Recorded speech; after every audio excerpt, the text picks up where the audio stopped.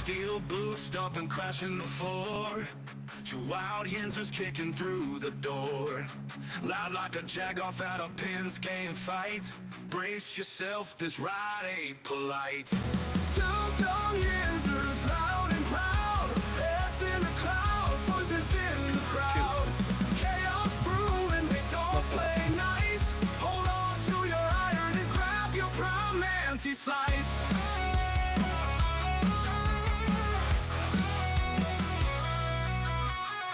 Tales from the burg with a hint of mayhem. Pierogi powered, nothing can constrain them. Knocking back stories like an icy cold brew. You never know what these two might spew. Two dumb yinzers, loud and proud. Heads in the clouds, voices in the crowd. Chaos brewing, they don't play nice. Hold on to your iron and grab your prime anti-slice.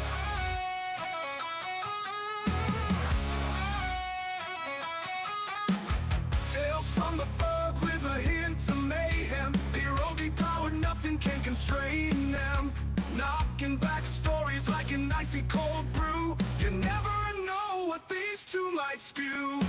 Two dumb yinzers, loud and proud. Heads in the clouds, voices in the crowd.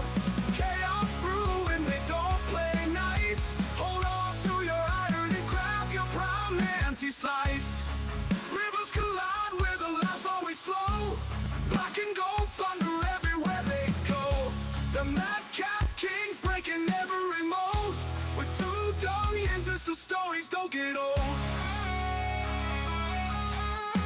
Two dumb yinzers, loud and proud. Heads in the clouds, voices in the crowd. Chaos brewing, they don't play nice. Hold on to your iron and grab your prime anti-slice.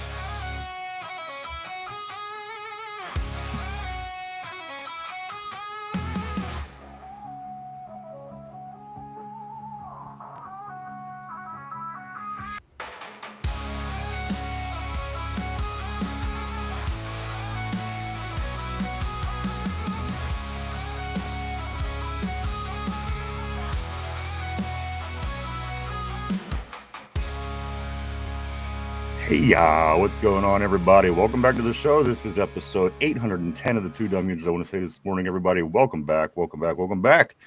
Yeah, guys, it is it is week number two of the NFL. Tonight, the Packers and the Commanders are going to be going at it to kick off week 2. So what I was trying to say, and from that point, guys, it goes nonstop all the way through Monday night as college tomorrow, college Saturday, Sunday. You know what? There's no football Friday this week. Lame. But there's two Monday night games though, so I guess I like that. I'd take that. But again, here in Western PA, we always just kind of count high school football Friday as a football day. So it is today with kicking off the NFL tonight. High school tomorrow, college Saturday, Steelers Sunday, and also two Monday night games on Monday. So, guys, the NFL Week 2 is here. It's really cool because it's like a work week of football, and then we have 2 days off to prepare and regroup on Tuesday and Wednesday, and then we're right back at it. So, guys, this is again, it's here. We got football all the way up until mid-February, and you gotta love it. Michael, how are you, man? I'm doing great, brother. We talking football. I'm ready to fucking go. Absolutely, brother. Great to see you. Derpy, what's going on, man? Nothing much. I'm ready to clap some Seahawk cheeks. All right, clapping cheeks. We always love clapping cheeks. I always knew Derpy was into a little interspecies erotica. But it is great to see Derpy back. Good morning, everybody. Good morning. So guess what, guys? Pirates are not going to finish over 500. They're not going to finish 500. Yeah. They had a win out starting yesterday to be 500 or better.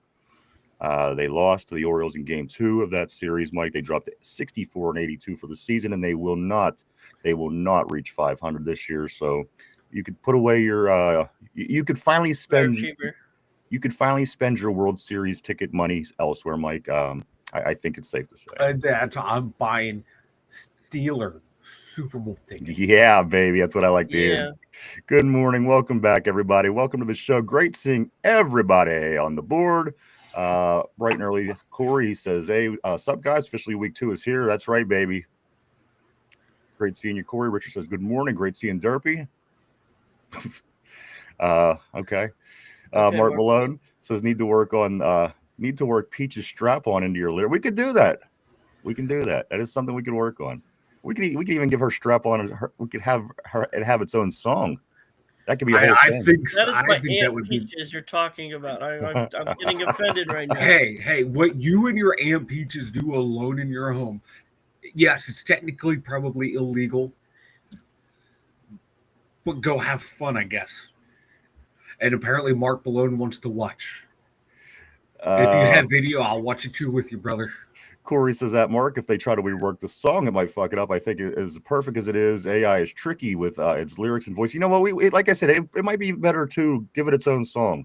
Aunt Peach's strap on, I think, certainly has gained enough notoriety over the years that it could have its own song. So maybe we'll talk to the AI in-house band later on and try to maybe get this in the works. Mark Malone says, yeah, risky move. Tortillas. What's up, Tortilla? Also, what's up, Mark? What's up, Corey? What's up, Richard? What's up, everybody? Keller Host, also great to see you on the board as well, sir. Tortilla says, Derpy, put the bird down. No. What are you doing? Why are there feathers flying around everywhere, brother? We are going to torture the bird this week. That is the Seahawks. Whoa. So last week, consensual. Last week, Mike, he tortured the owl. This week, he's planning on torturing the Seahawks. I don't know. This is usually like signs of being a serial killer. A sociopath. Yes. Yeah, one of the two. I think we should be worried about dear Derpy. I got my eye on him. Also, Corey says Tortilla Derpy is currently in a chokehold of his own. Mark Malone says, I can see Peach's Derpy. Peach is having Derpy bent over while Derpy giving oral to some midget chick. And also, I do want to say what's up to Vegas. I do want to say what's up to Jamal. Great seeing you guys on the board. Always great seeing you, gentlemen. Before we do get started, I do want to ask you guys, just generally, I mean, we got a good start on the terrible board this morning. All right, so a little over 4 years ago when we started this show, we were That's crazy. Kind of, we were doing a lot of different things. It wasn't just the Steelers at the time. We had somebody help us at one point, and she is actually the shortest, smallest midget stripper on the planet. There's waiting for the painting tits. Midget strippers on this planet smaller. Guys, she's 2'10". It's a record. The world's smallest stripper. Now, my question is to you. I want to ask the board. Because I was talking. Listen, here's what's going on. When we worked with her about 4 years ago, I said, if you ever come to Pittsburgh, get a hold of us and we'll have you on. So the other day, I noticed that they're coming to Washington, PA, which is just south of Pittsburgh. Excuse me. And I reached out. I said, you're coming to Pittsburgh. Would you be interested in coming on? And she would love to. But I didn't know if you guys would be bored with this. Because I know we love our Steeler talk. But if you guys are cool with it, we're going to have a midget stripper. Not only a midget stripper chick on the show, but the smallest midget stripper on the planet. The general consensus, guys, on the board. Would you guys be interested in this? Or is this something that you can be like, it's not Steelers, it's, So just your general feedback would be greatly appreciated because she is more than willing to come on the show. Matter of fact, because she is doing her show. And again, I don't want to bore anybody. I don't want to bring anybody on and you guys are like, well, this isn't the Steelers. So, So that's just my question, guys. On just generally asking on the board, if you could so kindly just give me a little bit of feedback. A yes or no would be perfect. And it wouldn't be next week coming up. It'll be the week after because her date for her show in Washington, PA is not next Tuesday, but it's Tuesday after. So it would be somewhere right around then or there. So, guys, if you are interested, Jen, welcome. Put your earmuffs on, please. Earmuffs. Maybe she wants to see this. You never know. But if you guys are interested, let me know. There's some capacity on the board. I will certainly get this set up. Her name is Sassy Cassie. You can take the time and look her up on your own. It's SASSEE. And again, she's the world's smallest stripper, standing at only 2'10", if you can believe that. 2'10". And she, again, will be more than willing to come on the show and talk, tell us what her world is like, answer questions, and entertain us, if you will. So, guys, just let me know on the board, and I will get that going. Again, it would be the beginning of next week. It wouldn't be next week, but the following week, guys. That's what we'd be looking at roughly 12 days from now. So if you can, throw your opinion up on the board. I will get it rolling. If good, if not, I will tell her we're not interested. Tortillas cracking me up. So, okay, Jen, you can take your earmuffs off. Tortillas cracking me up. Hold on, I'm working my way there, Derpy. Yeah, Derpy, we're getting there, brother. I'm on a bicycle. Derpy's on a motorcycle right now. Derpy never pays attention to like the flow of our conversation. Now you know what? It's not us. I noticed it on every show that he's on. It's just Derpy. It's not us. Yeah, you and I will be having a conversation. You just hear Derpy in the background. Oh God. Oh Jesus. He's replying. Oh my God, Mark. He's vocally replying to messages that are like 10 minutes ahead. Then we go and ask him a question. It's what? So this is why you're constantly on probation, brother. Let me get to the board. Corey says, I'm not worried about Derpy. He can't even change his batteries in his house. Mark Malone says, Derpy has rubbed out several loads over that chick. It's very possible. You don't know with this guy. Hilarious. Vegas is hilarious. Tortilla says, can she play left tackle? You know what? It might be worth it at this point to at least try her out, right? Good morning to Jen. Always great seeing Jen on the board as always. Welcome, Jen. Good morning. Richard said, as long as she is interesting and has something to say, bring her on. All right, Richard's on board.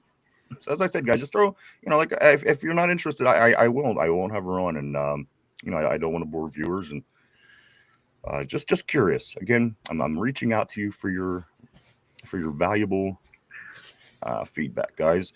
Vegas says, have to watch to make sure she doesn't have a shortness of breath. Tortilla says she's got to wear a Russell Wilson jersey. Yes. Life size. It's a life size jersey. What? The jersey might be too small. The jersey might be too small. Might be. Calvin Austin III jersey might fit. Yeah. Either CA3. Mark Malone says, will Derpy turn his camera on if the midget strip? Maybe. Well, I don't see what we can do. That might be the turning point. That might what allows this to happen, Derpy. You might have to take one for the team, brother. Sticky B, what you know about Sticky B? Sticky B says, what's up, fam? What's up, brother? Great seeing you on the board, as always. Mark Malone, shit, I'm indifferent. I'm pretty hardcore Steelers this time of year. Same here. That's why I'm asking. I really respect and honor what you guys think and say. And, that's why I wanted to ask you guys. Vegas says, can Boswell make her from sick? That's what I thought. She looks really puntable. I got to be honest. She's one of the most puntable people I've ever seen in my life. Again, 2'10", the world's smallest stripper. Do go check her out, guys. Again, she could be on not this coming Tuesday, but the following Tuesday, guys, as she comes to Pittsburgh for her work. Vegas said she just made the short list, guys. Also, Mark Malone. Gimmick infringement, brother. Gimmick infringement. Mark Malone just had an Amazon order show up with 2 cases of Kylon, 2 cases of keyboard duster. I'm going to be placing bets in the next week or two. There you go. And Tortilla says, I got 2 life-size Russell Wilson jerseys for socks. Vegas, she's not even the same size as the doll. She's not. Look her up. Sassy Cassie, guys. She was nice enough to help us out way back at the beginning. Yes. 810 episodes ago. Matter of fact, it was the very beginning. There was a special that we put together to kind of kick off the show. It was weird. You'd have to kind of go back and check it out. Of the boobs. So it's really cool. Really cool of her. Again, if you guys want her, we'll have her. If not, we won't. Is she going to be dressed in a terrible towel? Maybe we could do that. Maybe we could do that. We'll see what we can figure out, guys. But do let me know on the board. Also, today is Picks Day. Get over. I see a lot of the people. I think me and maybe Derpy and Cody, just a couple people who have not completed their picks over on the CBS Pick'em yet. Do hit the link that Mike will put up on the terrible board today, or just right outside on the YouTube page itself. The link is there. Click that link, sign up. It takes about 30 seconds and it's free. And see if you can compete up with the great Richard, as he only loses 2 games last week to kick off the NFL season. Richard goes 14-2. And I got to be honest, the guys right behind him are RB, and they were just one win behind him. So a lot of things, guys. Good opportunity here. And again, you have to fight with Richard and RB and everybody. These guys are good. But again, you got to get the picks in before the game starts. Thursday night game starts tonight. It's between the Green Bay Packers and the Washington Commanders. Get your picks in. Get your picks in. Get your picks in. Also, Mike, I and Finn, Darby will do our picks today. Finch has sent me his picks over, Mike, so he is official. He sent it in via absentee ballot. So I do have his picks. We'll get that all taken care of today. So guys, don't forget, get over to the CBS Pick'em right on here on the link that Mike's going to put up in the excuse me, on the board. Sign up, takes 30 seconds. It's totally free. Make your picks every week and see how it falls. About 10 people on the board right now over there. It's a lot of fun. Very close last time, but as I said, Richard, he 14-2 he went. Congratulations. I can't even believe 14-2 right off the start. So he's setting the bar high. He is setting the bar high.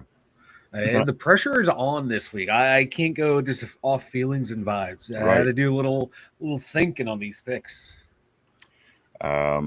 Vegas says, I'm sorry, Mark Malone says it's hilarious. I never thought knew about a midget, that midget. Yeah, check her out again, guys. You can pull her up on social media, pull her up on just on Google. Sassy Cassie, the world's smallest stripper at 2'10". Vegas has cut a hole and make one of those Mexican ponchos for her. Good morning, big dog. What's up, Cody? Always great to see Cody on the board. My man. Cody, just like myself, I don't know if you did, maybe you did in the meantime, but don't forget to get them picks in today over on the Pick'em, because the NFL starts tonight, week 2. So Cody, myself, I think Derpy are the only 3 left that needs to place our bets, our picks for the board. So just wanted to remind you on that, Cody. Mark Malone says she could probably work a glory hole standing up. She more than likely can.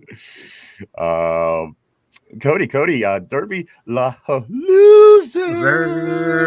Derpy, I don't know if you know, but we crowned you the biggest loser at the beginning of the week because you were in fact in last place. But you know what? I'm not worried, Derpy. You are 2-time picks champion, and I think that you're going to be just fine. You'll rebound. You'll land on your feet because you always do. But just know, until tonight, when the picks officially start over, you do have to carry that crown. It's nothing to be ashamed of, but you are the biggest loser. Biggest loser. Kenneth, what's up, brother? Always great seeing Kenneth. At least I'm not bald and a loser. Brother, look at the standings. Who's looking up at Vanilla Thunder? Cody did pick him. Great, Cody. Awesome, brother. So now, Derpy, you too, don't forget to get over here and make your picks. I made them. Just all right. So I'm the only one that didn't. All right, I'm just going to shut up. Let's get into it, guys. Pittsburgh still a time. Pittsburgh still a time. Guys, we do know that Jabril Peppers, if you're looking for him on your television screen on Sunday afternoon, Jabril Peppers will be wearing number 40. Yeah, he's taking number 40, guys. Jabril Peppers. I got to be honest with you. Why New England? One man's trash is another man's treasure. New England cuts Jabril Peppers. He's been a starter up there for a number of years. Yeah. And again, kind of a surprise that he did get cut by them. And you got what? Smart move by Omar and company to snatch him up. Mm-hmm. And I got to be honest, the injury itself by Deshaun Elliott couldn't have came at a better time. Because again, if it was next week, if it was the week after, maybe Jabril Peppers wouldn't be out there. Maybe somebody else would come across and say, "Hey, yeah." Trying to interrupt. I was surprised he was still available. Exactly. So again, kind of worked out. And you know what? Deshaun Elliott's saying, I'm going to be back soon. So, we're going to be stacked back here. The secondary is not what I'm afraid of, guys. And I think we've all come to the acknowledgement that what the issues are and what what needs to be fixed this week. It's got to be the line on both sides of the ball. They both have to drastically improve. And they know this. And at practice, they're talking this. And it was a very long film session on Monday. I mean, you could on one hand say, okay, well, we kind of knew these were issues for a while. Why weren't they? Why wasn't this fixed before the season? But on the other hand, let the guys get out there, do what they do. Let's get some film, see how they handled week 1, and if they could get it all together in this period of time to get ready for week 2, super, and we'll be ready for the Seattle Seahawks. I, for one, predicting that we're going to play considerably better against the Seattle Seahawks. And again, I don't think Seattle's that great of a team, guys. They're still trying to fill Sam Darnold out up there, who just had an amazing season in Minnesota last year. But again, I think that this is a team that we could and should certainly beat on Sunday afternoon in the home opener against the Seahawks at Acrisure Stadium at 1 o'clock on Sunday afternoon on the North Shore. So, yeah, you know where I'm picking on that, guys. That's going to be no surprise. But, Mike, again, no questions. We know it needs to be improved. We know it needs to be fixed. Yeah. Again, I think both sides of the ball. My problem is this. This is where I have the problem. We do know where the problems are. Let's just say we go and we fix the problems. Is these problems, do you think that they could sustain long periods of playing better?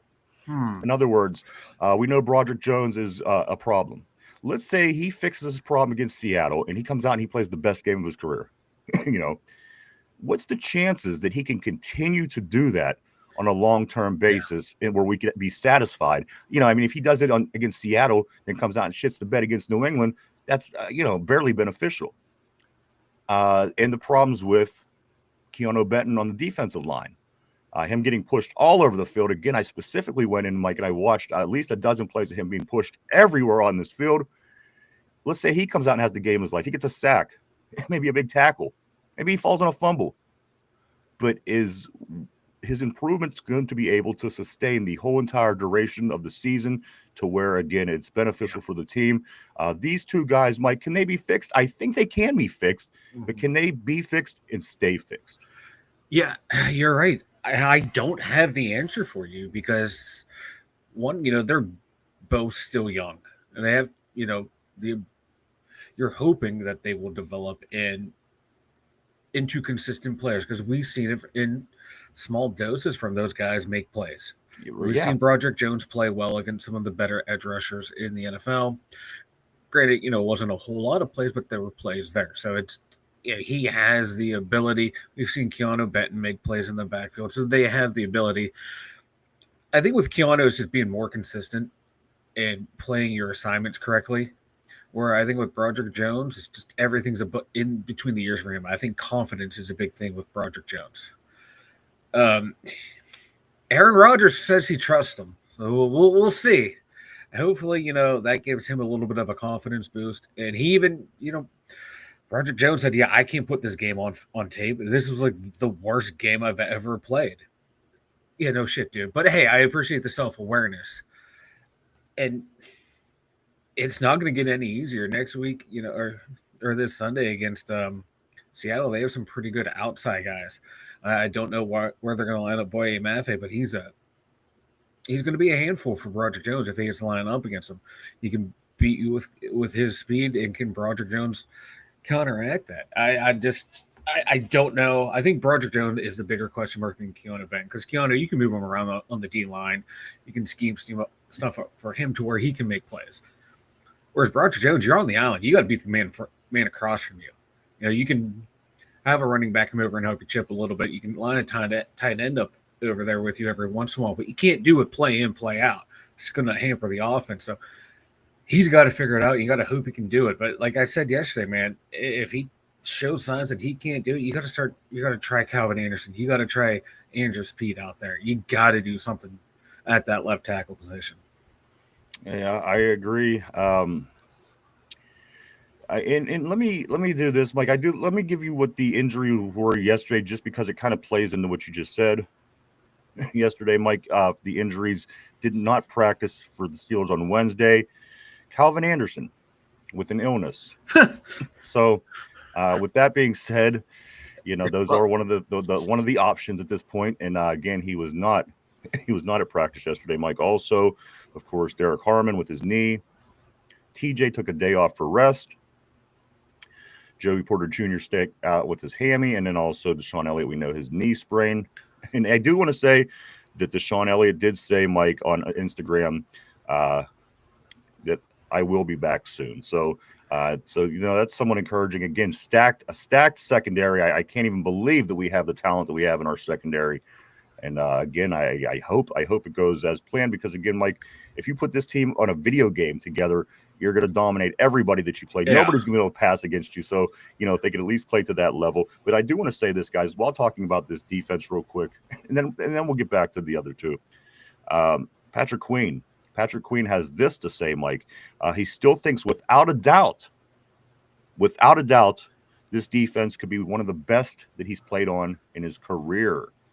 Now, let me ask you, I do know that it's week 1. I do know that things could change. I do know that things could get better. Derpy and Mike, are you buying that this could be one of the best defense he's played on in his career?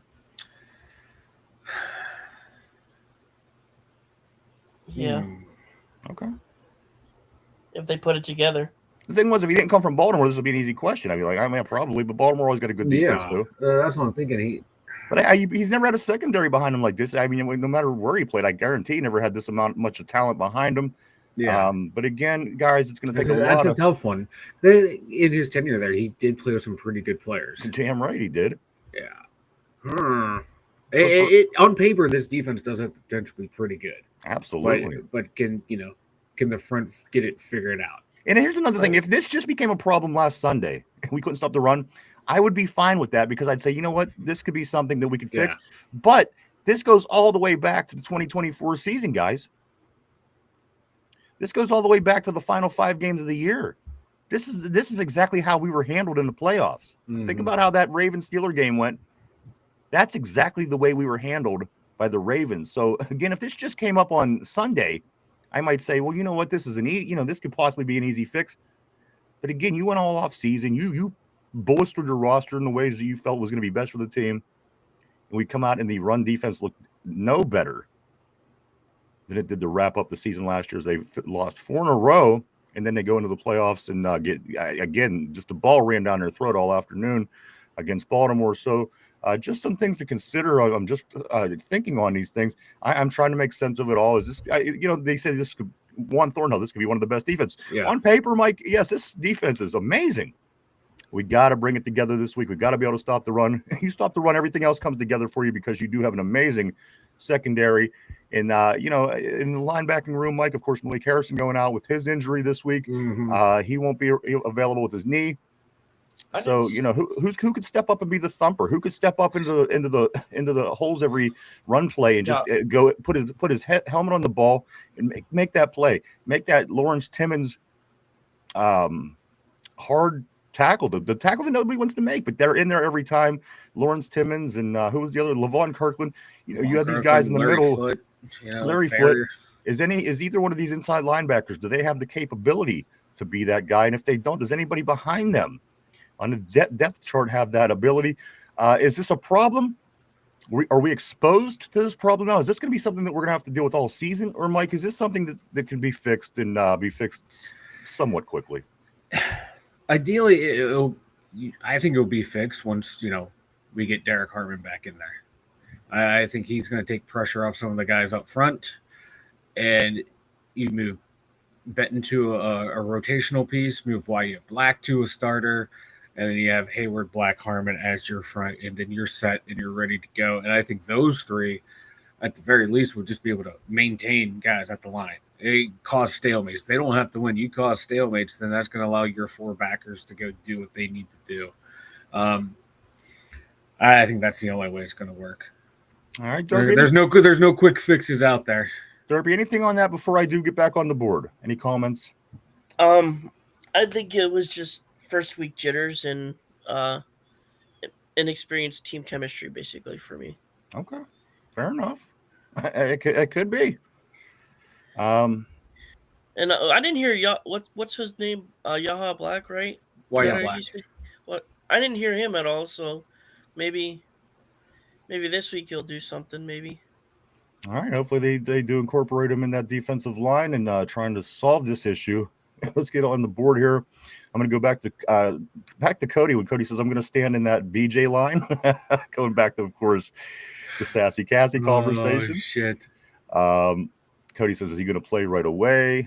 Cody says they cut him because some allegations about domestic violence. Talking about Jabril Peppers. Mike, I'm not sure. As far as I know, he's playing Sunday. He's got his number. He's ready to go. He's practicing. He is here in the Berg. So as far as I know, he's going to be playing Sunday. I haven't heard otherwise. I haven't heard otherwise either. It's looking like he's playing. And like I put it in the comments, it went to trial by jury, and he was found not guilty. So I think it was like a salary cap issue type thing. I think they wanted to save whatever they did to cut for him. Well, Derpy?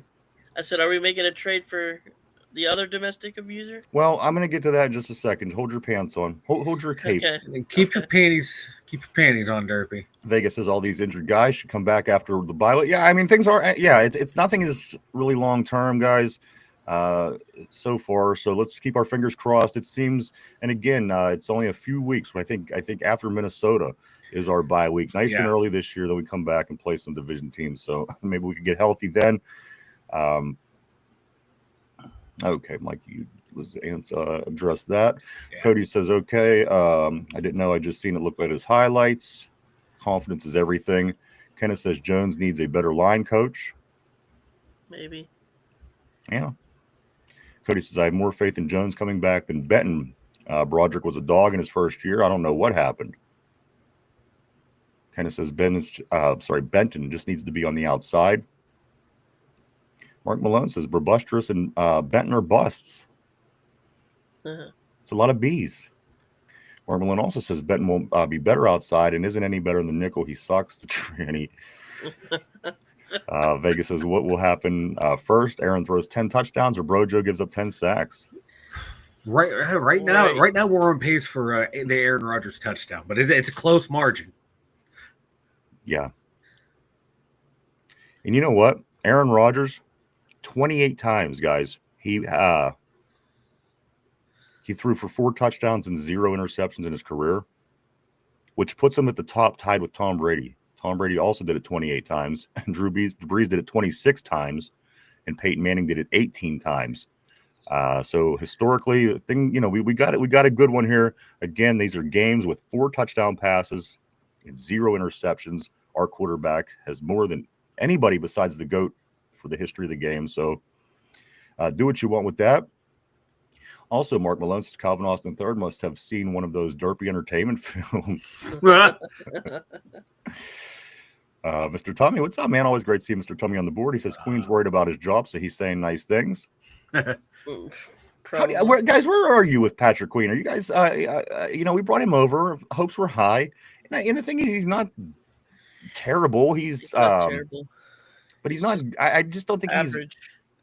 He's better than average. He's solid. But again, what do you think about Patrick Queen just overall, Mike?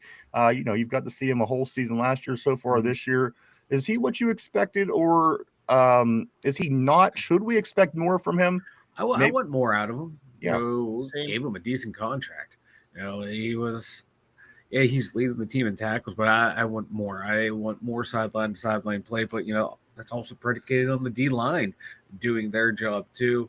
But when the D-line does their job, he has to be there. He can't be a step slow in diagnosing a play. He's got to uphold his end of the bargain too. So I'm a little, not that I'm overwhelmed or underwhelmed. I'm just whelmed. You're just whelmed. I'm just whelmed. I'm like, okay, yeah, he's there, but I want more. I want to see more from him. Cody says Patrick Queen is a demon. He is so overlooked because of the D-line. Sucks can funnel running backs to him. I hope these guys are right. So let's get this defensive line fixed. Again, we don't have any question of what the problems were in week 1. And again, I seen something, people, we're complaining, and it's not we're complaining. We're just looking at the holes. It was far from a perfect game. We were kind of lucky in a way. I mean, we had some balls bounce our way in this football game. And, people were just trying to say we want to win more football games, and what is going to take to do that, I think, is what people were talking about. Again, I don't think people were being all that certainly Steeler fans. I don't think we're being negative about what happened. Again, they're just looking at what it's going to take to win more football games. Yeah. And at this point, it's not going to happen if we don't fix those 2 issues. Again, the offensive line, defensive line having a rough day. to kick off the season, Mike. Again, if you don't play the Jets on opening day, let's just say, for example, you played Buffalo or you played. They would have got stomped. That's what I'm saying. So they certainly, I think we could all agree on this. That they need to work on these two things and get them fixed. Week 1, it could either last all season or they could get it fixed and it will be better. So they found out early enough. I like that. That plays to our advantage that it was discovered early. So let's hope they can put it together. They are practice this week working on that. So I kind of like them having things to work on. I don't want them coming out, everything being perfect and clicking to where they can kind of take their foot off the gas this week and get set in their ways. No, there's a lot of things to work on, and that's what makes you get better, is continuing to work and striving to get better, to fix the things that need to get fixed. So I like that they have a goal to work forward towards, other than go, hey, let's go out there and win. No, we know we got to button shit up, so let's button it up. Hey, this didn't work. All right, let's scrap it and go to this. So I like that things weren't perfect. Almost to goes back to the early 2000s, Mike, where the Steelers they got comfortable getting those buys in the playoffs. Yeah, remember? I can't remember the one year. I think it was the first year the Plexico Burst was on the team that we lost in the AFC Championship. They were already talking about making Super Bowl arrangements. Yeah, and they go out the next day and they lose. So again, is that basically the same thing? You have to have issues and problems to worry about and focus on. Otherwise, you kind of lose sight of what's going on. And again, that's kind of how that went back in the early 2000s, Mike. We were very confident. We had to buy. I specifically remember them talking about buying Super Bowl tickets for family and this and that. And getting and again, you see how that played out. So it resets the focus. It makes you get more dialed in. All right. It's a long season. They'll find their identity. That's why they play 17, Derpy. That's why they play 17. Cody says, if our defensive line struggles, everyone struggles. It sure seems that way, guys. And again, by way of a couple lucky bounces, we did beat the Jets by 2 points last week. It could have certainly been bad. It could have went the other way, and this could be all different conversations this week. So I guess we could, be thankful that it did go the way that it did. Get them early W's. Get it when you can. Get in where you fit in, Mike. Get it while the getting's good, I guess you could say. And that's what the Steelers got to do now. They have to win these winnable games. And again, I think that Seattle's a totally winnable game, guys. I think we start the season 2-0. But let's get back on the board, guys. Mr. Tommy says, going back to last year, we cannot handle mobile quarterbacks or the read option. But you know what, on that, Mr. Tommy, if you think about it, it only came on at a certain point because we had an 8-game winning streak against Baltimore that went through the first game of last season. Yes, he missed a few of the games early on in the streak, but we always have an answer for the most part for Lamar Jackson. Now, the running game in its entirety, you had Henry and the RPO and everything. Yes, it does get complicated, but it seems all the way, like I said, until the second game last year against the Ravens, we've played that kind of offense well. We had an answer at least. So we have to figure that out. Again, we do play teams with mobile quarterbacks coming down the pike. So, this will be something that's going to be a concern, of course. And again, we handled these kind of guys before. Matter of fact, we handled the best of them, the MVP, and we can't handle the other ones for whatever reason. So hopefully we get that worked on and fixed in the meantime, because if not, you're going to run into that team somewhere in the playoffs. If you just think, oh, hey, let's hope things go our way, chances are, if you want to make a playoff run, you're gonna run into a team that plays this style, and you don't want to be sitting there with your thumb up your ass, because here we are in week 1, knowing that we need to make certain improvements. So let's make the improvements. Let's pull it all together for a Seahawks game. Again, after the break, it's going to get tough, guys. We have a lot of division teams down the road. We have a lot of good teams again with Buffalo, the NFC North, the Chargers, the Ravens twice, of course. So week 1 is all good. We're all good in the hood. Week 1, 1-0. X Blessed, what's going on? Always great seeing you on the board. He says, yo, what up? Let's go. Roger. Yeah, baby. Awesome having you, man. Always great seeing you on the terrible board. Up? Cody says, if you watch the film, Patrick Queen was in the right gaps every time and Benton effed it up. I seen a couple times. I definitely did. I went back and specifically watched the play of Benton. And again, it wasn't pretty. It was very, he looks very undersized in there. I just got to say that. He looks very undersized. He's getting shoved around by big offensive linemen all day. And it was pretty discouraging, guys. But again, I know they're working at it hard this week. And that's what Mr. Tommy does say. He says the defensive line certainly needs to improve. Jen says that's not a positive. Mark, I know. Kenneth, this is what I asked yesterday. Kenneth says Holcomb can be the thumper. I think he should start, but believe we are slowly working him in. And I asked Mike that yesterday. I said, can Cole Holcomb be the thumper? Can he be the guy that just, his head is in there every play and he's in every gap and every hole that he needs to be? And do we even have anybody that could play to that level? Is kind of a question of mine. Again, if Patrick Queen and Peyton Wilson can't be that guy, does somebody behind him have the ability, Mike? I'm not on high as Holcomb in that role as Kenneth is, but I'm willing to try it. Yeah. Hey, Peyton Wilson, you kind of underwhelmed last week, brother. So you might be the one being replaced, and you have Holcomb and Queen out there, and then use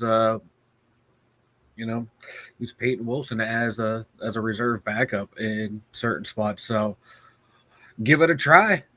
As long as he can stay healthy, I'm all for it. Yeah, I liked him in that first half of the season before I think it was like towards the end of the year he ended up getting hurt, but I liked him that year until he got hurt. So I'm all for it. I mean, he's a little beast, no two ways about it. But that's his particular skill. And you know what? Landon Roberts did it very well. Landon Roberts was a thumper. I miss Landon. Very under the radar. Isn't a name that you hear flying around too much on ESPN. But the guy could thump, and he played the middle linebacker positions like a god. He really did. That was a big loss, guys. Kenneth Jones says Black solidified the middle when they used him. He sure did. And I look for Y.A. Black to be more involved moving forward again. And especially with the defensive line issues, Mike, I think they want that big body in there, and it's probably not going to be too long before he starts getting more snaps. Yeah, that's the reports I'm seeing today. I was just double checking Twitter. Is they seriously said, we anticipate a lot more usage for a Y.A. Black, which means tell me they did not like what they saw in film from the others. Let's see. Tortilla says Peppers is wearing 40. That's an ugly number for a safety. Here's another thing for you. The 40s, they're not very popular. You know what I mean? Like, seriously, I mean, we have had our Troy Polamalu, and there's been greats. But who's the best number 49 you've ever known in the NFL? Exactly. The 40s are pretty. That's not a real popular group of numbers. Who's the most popular? I mean, you can say Bud Dupree on 48. Yeah. Who's the most popular 46 you've ever seen play? The 40s are just a very unpopular group of numbers in the NFL, and it just always grabs my attention because of this reason. Hey, the way we're handing out old numbers, they can give them Mel Blunt's old number. There you go, 47. You know what? If you give that to Jalen Ramsey, you might not know the difference the way this guy plays. Exactly. Mel Blunt 2.0, brother. Mark Malone says, "Man, I'm not very positive about those two. Hope they turn it around." And he also says, and not turn around like Derpy and Peaches straps on the Thunder. Turn around, Derpy. Let's see. Corey says, I'm excited for Peppers, but I'm not excited about this O-line. This is what Zach Frazier said. Zach Frazier, when asked about the O-line, he says they will respond and play a lot better versus the Seahawks. This is what Zach Frazier, the leader of our offensive line, he says they will respond and play a lot better versus the Seahawks. So from the line's mouth, from the horse's mouth, I'm sorry. Hey, so someone got their NFL media training. Here's a list of cliches that will not get you in trouble. Read this. Let's see. We got some strategy. Mr. Tummy coming in saying new strategy. Special teams needs to get turnovers, leaving the defense on the sideline. Yeah, we'll take it, and we did. You figure that probably won that football game for us. That was that turnover that was caused by the special team pretty much won that game.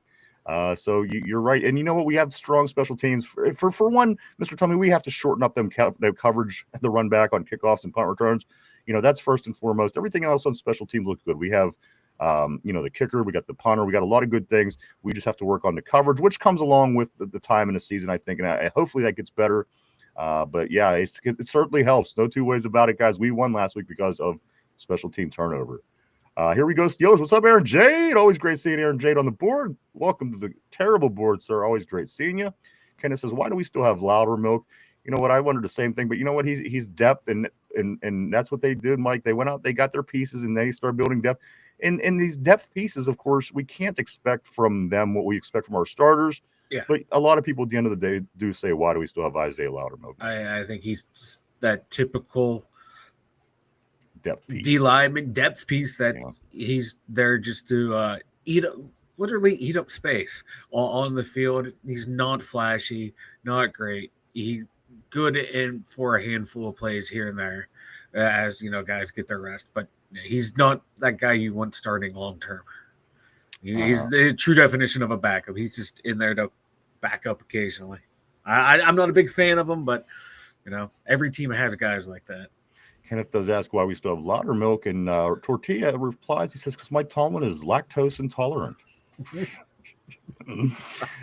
John, what's up? Always great seeing John on the board. My man, Big John Stud, middle name Mud. What's going on, brother? He says Steelers try to get by with drafting fixer-uppers and not close to a finished product. Benton and Jones are examples of this. Let's see if they learn and not make the same mistake during the draft with the next drafting our next quarterback, guys, here in April. I'm hearing a lot of different things. On one hand, you have people saying, we don't develop people well. On the other hand, people say, they develop wide receivers really well. They get these guys in the 6th round, these Antonio Browns, these other guys, and they become special here, Juju Smith-Schuster, and then go elsewhere and then fall apart. And then other people talk about, why can we not develop these certain players that seem to be struggling? Why is that, Mike? Is it just the go ahead. I don't know. We consistently pick down in the 20s, in low to mid 20s, and but you figure the first 32 guys in the draft, Mike, are pretty much ready to go. They should. The first 32 guys that get picked in the NFL draft not always. should be ready to go. Should, but a lot of teams. Otherwise, why are you taking this guy with your number one? Potential. You get the guys that have a lot, that are very athletic and have a lot of potential that you can see the upside for. I think they all have potential. Teams will take that 9 times out of 10 that Right. potential, because it's that unknown. Like, this guy's playing here, but he might be at his potential. But this guy's playing here, and his potential's up here. So they're going to draft this guy right here instead of taking the safe bet over here. That's why you see a lot of first round bust. Then guys that are drafted in the 3rd round, like Hines Ward, have really good careers because they're solid players. They know the game inside and out, where these first round guys, they're going to draft guys based on talent and potential, not by how well they are playing their position, how fundamentally sound they are, because teams salivate over potential more than actual sound production. And then if you get these guys who can't learn, because in college you're able to get by on your athleticism, and you think you can train them up, and you find out no, they're uncoachable, and then you're left with a bust. Aaron J says powder milk. John says buttermilk. Let's see. Vegas says Aaron will come back next year when we have a way easier schedule versus the AFC South and the NFC South. That is 2 pretty easy schedules. So we will see. We do know this, guys. I just do want to listen. Don't get too upset. Again, the Steelers are 1-0. They won their first game. They're coming home to play Seattle. It's not a great team, but let me give you a little bit of encouragement. Your quarterback, Aaron Rodgers. That's right, guys. He does lead the NFL with 4 touchdown passes. Say what you want. All these other great quarterbacks, these elites in the league. Your quarterback leads the league with 4 touchdown passes. Let's hope that we can continue this trend against Seattle, which I think is very possible against this football team again. Get it when the getting's good, guys, because at the end of the season, you're going to want each and every win as you're trying to get into the postseason. Who Flung Poo, welcome to the board. Always great to see you. Who Flung Poo on the board, the terrible board this morning. He says, pointing out Jones and Benton as weak links is not a knee-jerk reaction. They have not been very good since that. They haven't, and we've said that for years right here on the show. It's nothing new, and that's why it's a question to me. Why hasn't this? Why? And I said at the top of the show, you knew this going into the offseason because the playoffs finished the way this season started. And my question is, why do we look just as bad against the Jets in September as we did against the Ravens in January? Again, the GM makes a bunch of moves, improves the team in a lot of areas, improves the secondary, a lot of time to practice, watch film, learn things, get better, and the results were the exact same. That's what concerns me about those 2 positions. If they haven't been fixed at this point, but I love the name. Who Flung Poo is a great name. possibly on the list for the game ball today on the board. I think so too. John says they can't rely on Jones getting better with an old quarterback. It's better to put the backup in than let Jones get Rodgers hurt. He can't perform worse. Aaron says Black needs to be our nose tackle for this year until we can draft one or bring someone in. I tell you what, put him in there. And if he outperforms Keanu Benton as a rookie, keep him in there. I mean, I think it's kind of a common sense thing. Don't say, well, he's a rookie. No, if the guy can play better than the other guy, you play him. You want to win, right? Yeah, but put the best ones out there. Your best machinations out there and see what works. Because you see what's not working. Yeah. And it's really apparent. So my opinion is let the big guy play. Rookies are playing all over the league. Let him play. If he can be the better one and he can be the best guy and he can get the job done, I say get Y.A. Black's ass in there so we can do Mike. I don't know about you. I just want to see you do the belly stelly right here on the show. Yeah. And it won't happen until he gets a sack in the NFL in the regular season. It will not. And that's he better get some sacks. I'm rooting for the belly stelly right here on the show. And you too, Derby. You're not out of this scot-free just yet. Vegas says no more undersized people to play the middle of the line either.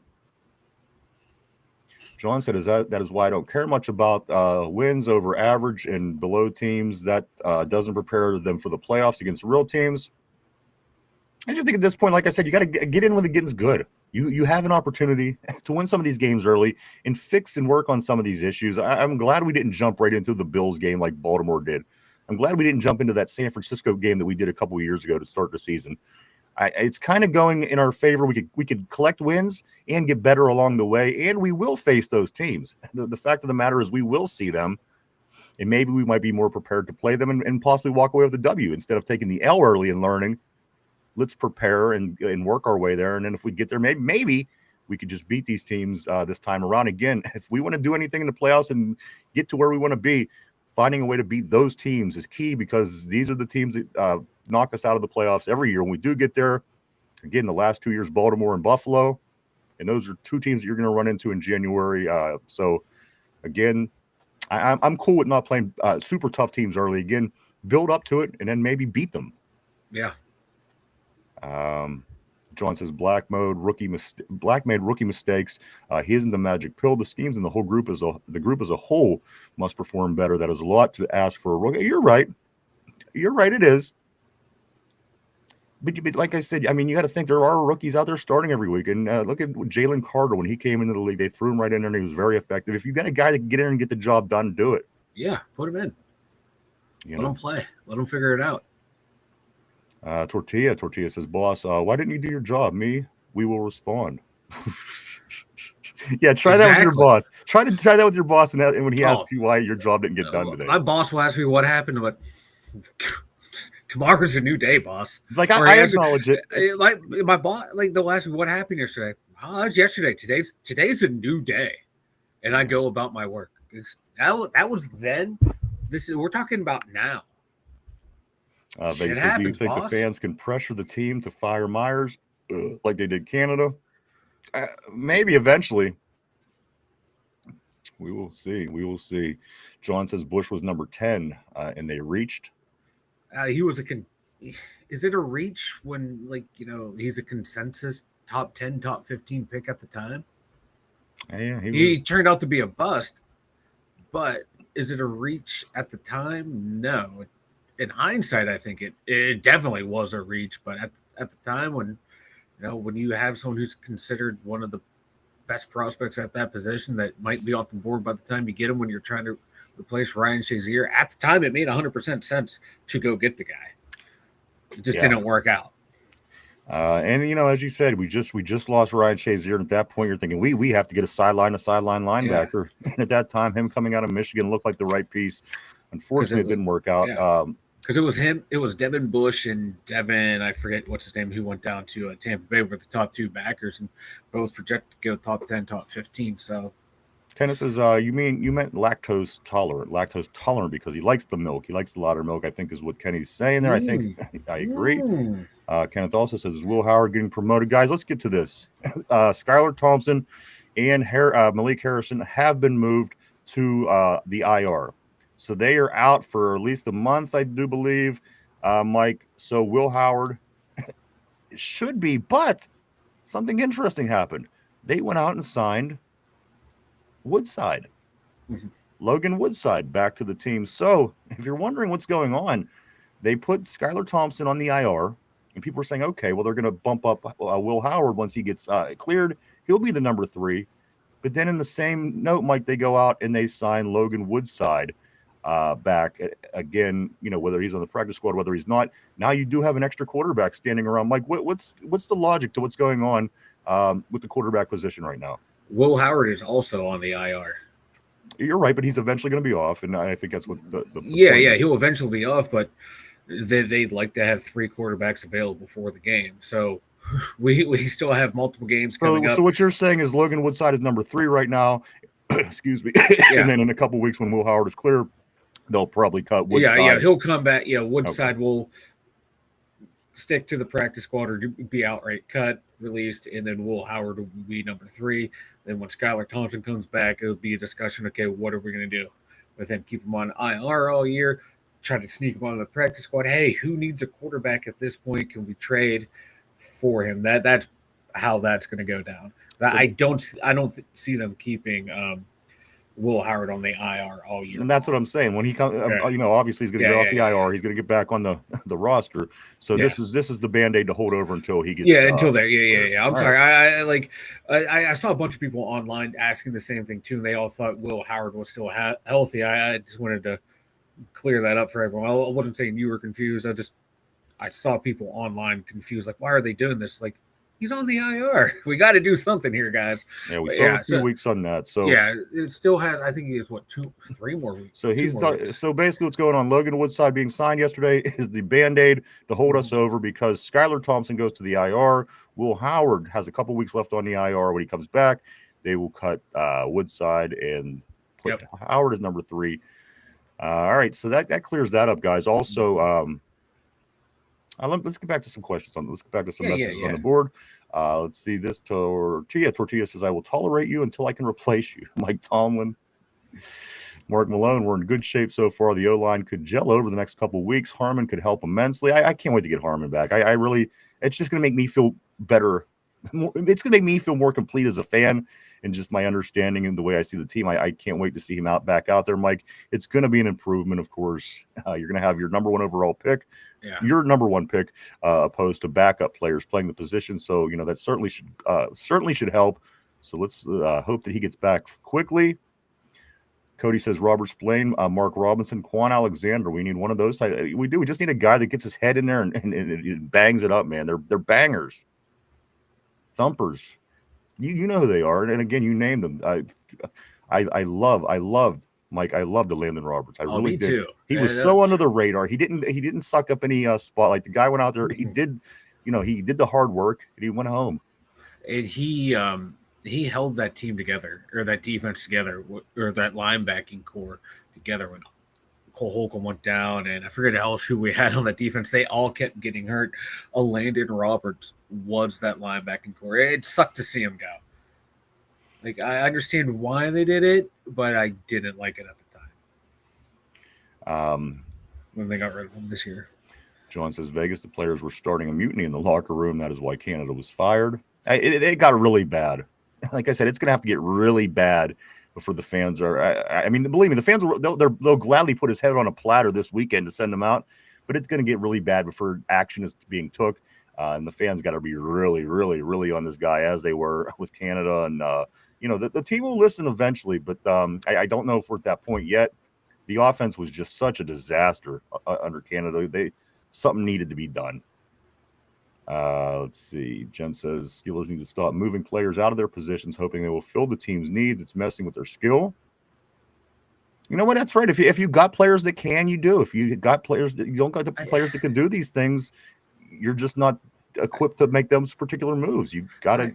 Yeah, good. I don't know. I watch linemen every year in the NFL draft go from guard to center, guard to tackle, tackle to guard, left to right, right to left. There's people that are totally capable of doing that. But when we do it with Broderick Jones, it's the end of the world. It's like it happens around the league multiple times a year, but for some odd reason, we get the one guy who can't figure it out.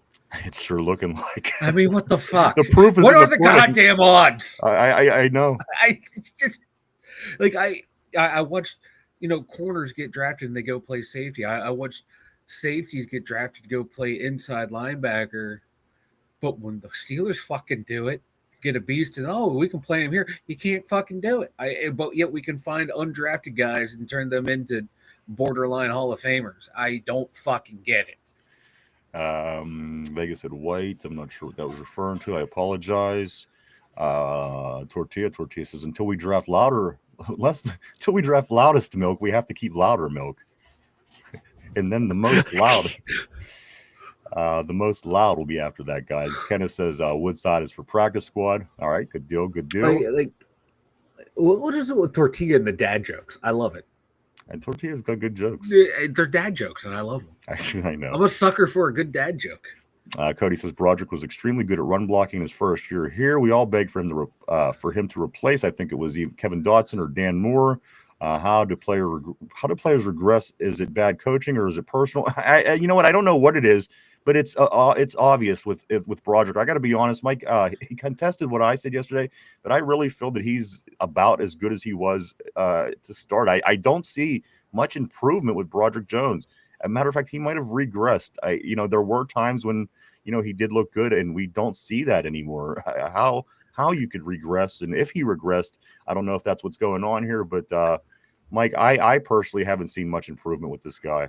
Oh no, it's been a total regress. It was Chukwuezekwor for us who he replaced at right tackle like week 8, I think it was, and then from when he replaced him at the end of the year, we went from one of the worst running teams to one of the best running teams in the NFL. He looked like a dominant right tackle to where he didn't have to worry about his pass blocking. All he had to do was just bowl the man over in front of him. He was pulling right to left, opening up holes on the opposite side of the line, manhandling people on the right side. You're like, we got a guy. We got like someone who can be a road grading right tackle just to beat people down. And then he comes back the next year and can't do a fucking thing. Like, on film, you watch those games, you notice like his footwork looked good, his drive looked good. It was just his hand placement was low. All he had to do was bring his hands up, but all of a sudden, like they teach him how to bring his hands up, and he can't move his feet. He was punching people, and he was punching down here, keeping them low. They asked him to put his hands up here, and all of a sudden, his feet go like this. He can't. So for me, it's up here with Broderick Jones. He was on his way to. He could have been a damn good right tackle, and he sucks. He sucks. But yeah, they mold Dan Moore into an average left tackle. Kevin Dotson under Pat Myers went from a 6th-round pick. He should have been starting the whole time, but for some reason, I think they wanted to keep starting Trey Essex over him. Then Kevin Colbert traded him for a 6th-round pick, but he was on his way to becoming a good player. And we saw it when he left here that he became a damn good tackle. And Mason McCormick's being a serviceable guy. Zach Frazier has already talked about as being the 3rd best center in the NFL after 1 year under Pat Myers. So is it Pat Myers or is it not Pat Myers? Is it just all the bad players he gets credit for, never gets credit for any improvement? Is he just the easy target to pick because this left tackle sucked and now this left tackle sucks, so therefore it's his fault? It's just... In his defense, Mike, you did say that Zach Frazier was going to be one of the best centers. Yeah. I think the guy has the skill set. He has the mindset, and we knew that was coming. I don't know how much that has to do with offensive line coach. But again, how many of our offensive linemen do you see regularly improving? Again, we were not happy with the way McCormick played last week. We're not happy with the way that Broderick played last week. The other guy is a veteran. We're not going to worry about him.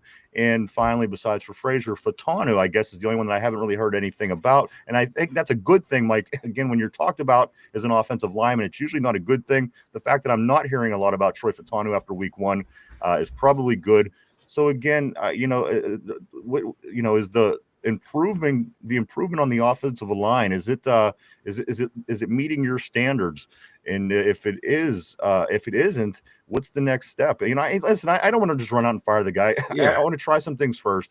And I just want to know what's the next step for the offensive line coach for the offensive line, because again, we can't have our 40-year-old quarterback getting stuck 10 times a game. We can't have him getting stuck 4 times a game. Again, this is it's the Jets. Say what you want. Yes, they have decent players. Yes, it's an NFL team, but at the end of the day, you want to play better. You want to keep your quarterback off the ground, and you got to open up holes. And so is this is this something that this offensive line coach is going to be able to fix, Mike? This again, it's probably going to be the Achilles heel at the end of the day on this team. It's going to be the Achilles heel, and which is not a good thing. Yeah, having and they want to do line. zone blocking, wide zone blocking, outside zone blocking. Excuse me. Is that the best use of these guys? For it, Arthur Smith wants the zone run. Like I don't know. I'm more traditional when it comes to run blocking. Just hit the guy in front of you. Simple pulls, simple traps. And then tell the running back, here's the hole, see the hole, hit the hole. I get, the zone schemes. That's what Denver ran for a long time. That's why guys were able to get 1,000 yards, 1,200 yards a year. It's because you just find a hole and then hit the hole. You don't, their holes are supposed to open up in multiple places, and you just pick your lane and go. But I'm more traditional. I love the hit the guy in front of you, because that's less thinking the offensive line has to do. When you have a young O-line, I think that would be more conducive to them. Let them just beat the guy across from them.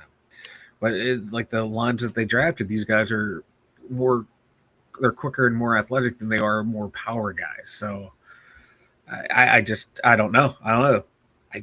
Is it the scheme? Is it the coaching? Is it the players? It's a combination of all. Point taken. Kenneth on the board says Roberts got picked up when we quick when we released him. I knew he would. This is a guy that I want in the middle of my defense. He just is, Mike. It's a guy that you don't have to pay a lot of money to. He's a guy that's no problems. He's come in, he plays football, he puts his hat on a body, and he makes plays. And again, they're not the biggest plays, but he makes the plays that count. The fill in the holes the whole way through the game. I was a big Landon Roberts guy. I really was. He went to the Raiders. Yeah, he's on the Raiders. He got one tackle at Raiders. I think he sucks. I think you should just give us to the Raiders. Give him to us. The Raiders are basically the Redskins right now. They're taking all these players that are washed up and everybody basically and trying to put something together. But kind of isn't that what we're doing in a way? We'll give you a 2028 7th round pick for Landon Roberts. That's how bad he is. Yeah. And then he'll come here and make 10 tackles for us. That's the guy we need. Vegas says, sorry, I was referring to, when he said White. Devin White. Yeah. I forgot his White. name. When we were talking about it, I said what we were referring to. Devin White, along with Devin Bush. Kenneth says, I think we messed up. We messed Jones up. His rookie year was better, but side switching messed him up. It almost seems like that, though, Mike. You know what I mean? The more we move him around, you're trying to teach him more things. I don't know if the guy has the capability to learn.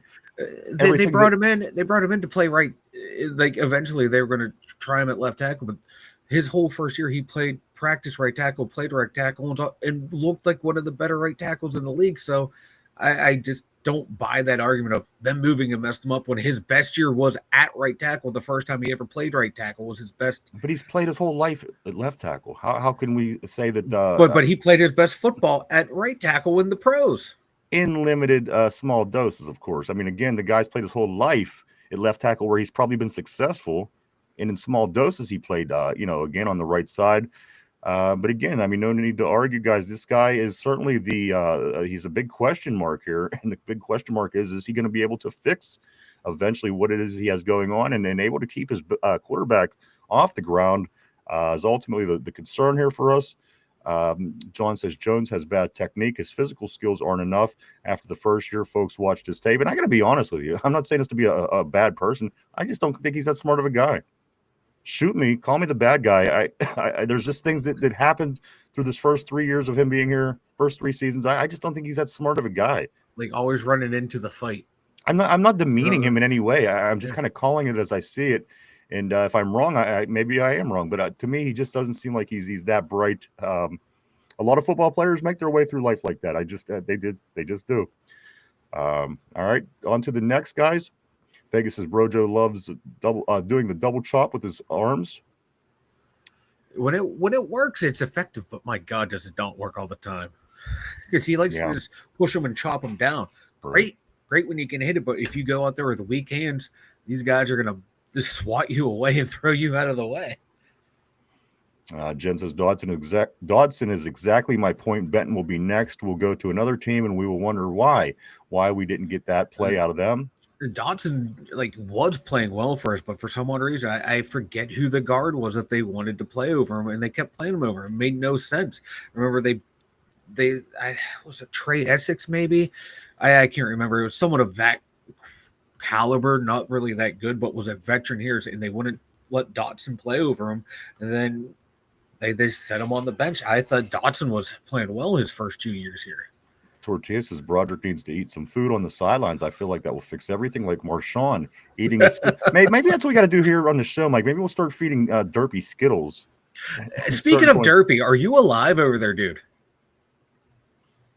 Yes. Right. Okay. I was getting worried about you. I'm interested. Did you want snacks, Derpy? Is this what we have to do? Remember that was the case on Scooby-Doo. Whenever they wanted him to do something, they threw him Scooby snacks. Maybe that's what we have to do. We have to feed Derpy Yinzer snacks throughout the course of the show and to get the most out of his performance. I think that it might have to happen. Would work. Let's see. Cody says, let me ask you guys, if Broderick doesn't work out, how many years does that put us behind it? Minimum 2 years. You know what? That's a good question. Especially he was the cornerstone. He was the starting piece of drafting linemen, both sides of the ball, to make a Philadelphia type building of the team. They could pay. I don't know, Mike. That's a good question. I mean, they could bring in a free agent next year. They could draft somebody. They could. What's the next step? What's the next step beyond Broderick? If that maybe if that's how it plays out. So Fatano has experience protecting the blind side because he blocked for Penix at Oregon. Yeah, it was right side, but I think he also played a little left tackle as well. I think Fatano's athletic enough to where athletically gifted enough to where you can flip sides and let him be your blind side protector, and then you go out and get a right tackle, which is easier than getting. Why don't they just do this, Mike? Right now they can fix. If what you're saying today is true, all the information that I gathered, if we would just take Broderick and put him on the right hand side and Fatanu on the left hand side, this could all be fixed. Yeah, which is what I thought they were going to do when they drafted Fatanu, was keep Rojo at, but they're like everyone else. Oh, we got him back in his natural position, which no, leave him at right. Leave him at right. I'd rather have my question mark at right tackle so my quarterback can see the pressure. Okay. In today's NFL, your edge rushers, they're so good they line up on both sides. You got to be able to do both, but I'd rather my right-handed quarterback be able to see the pressure coming from the right side than have to worry about his blind side. All right. Cody says we ain't getting someone better than Broderick next year if we get a quarterback. And again, though, I mean, you can always look around at free agency. There are going to be people available, but let's continue to watch. It's week one. Let's give him that, and we'll figure out next week if we want to kick his ass out the door yet. Vegas says the RBs need to do better too. They missed plenty of cutbacks. I agree. I've seen some missed cutbacks as well. So again, let's see how this. It's week two. I don't think anybody looked perfect last week. The Bills look pretty good, but we won't worry about them just yet. Cody says Splain got cut and went to the Patriots. Yeah, him and he's out there with Mark Robinson. Yeah. Let's see. Tortilla says last few years, it seems like they just sent the players out there with the basic game plan, and then at the half they would adjust. Mike Tallman is a great halftime adjustments, but that's because he starts games bad. It's a good point. We pointed that out as well last week. Last year we were talking about that all the time. Well, particularly this last game, we certainly brought this up that you've seen the adjustments being made and that were made at halftime, and again it became more apparent at the end of the game when the Steelers actually were making the Jets punt. And when they stopped them for a few drives there at the end. But you know what? That's not wrong. We do start slow. We've generally started slow. As a matter of fact, the Steelers started slow ever since I was a kid. And this has gone through 3 different head coaches. In the 80s, they were a slow starting team with Knoll. In the 90s, they were a slow starting team with Cowher. And now they're a slow starting team. I don't know what that is. Maybe everybody's a slow starting team. We just don't see it that way. Maybe it's a pervasive issue. I don't know what the case is, but the fact of the matter is I don't remember except a handful of games. Right. The Steelers just being a generally slow starting football team. Dude, remember that was 55-0, 50-0 win Browns had on us opening day back in the day? It was we're just Oh, the Denver AFC Championship game where we went to Super Bowl 40. We started fast. I could literally pick games out that I could remember. Yeah. That the Steelers start fast because we been don't running down because we don't start fast that Right? regularly. That whole playoff run we started fast, except for the Super Bowl. Kenneth Jones says you don't have to be bright to punch in the mouth, just have good technique. I know. But where does that put him? That's what I want to know. Where does if you don't have to be bright to do these things, where does that put Broderick? So, well, I was reading articles today, and I think they were talking about just how he's always so positive and upbeat, and nothing seems to get him down in life. I don't want that energy from a lineman on offense or defense. Yeah. I want someone who's perpetually angry. We need anger. I want. I want to hang out with that person, but I don't want him on my offensive line. Remember Chris Kiamatu? He was an angry little. He looked angry all the time. we need somebody angry up there.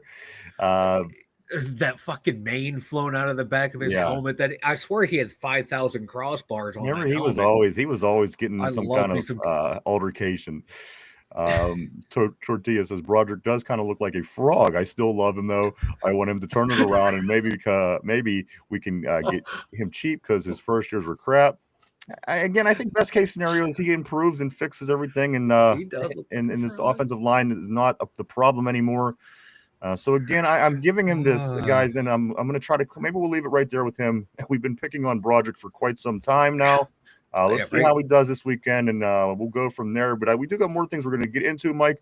Let me just grab these last couple messages, and then we will do that. John says, folks need to think 2027 and beyond for a Super Bowl. No rookie has ever won never won a Super Bowl, but they did do it in their sophomore year, though. Yep. Hey, no 6 seed won a Super Bowl until we did it. Never say never. I know the odds aren't in our favor. I don't think it's going to happen, but.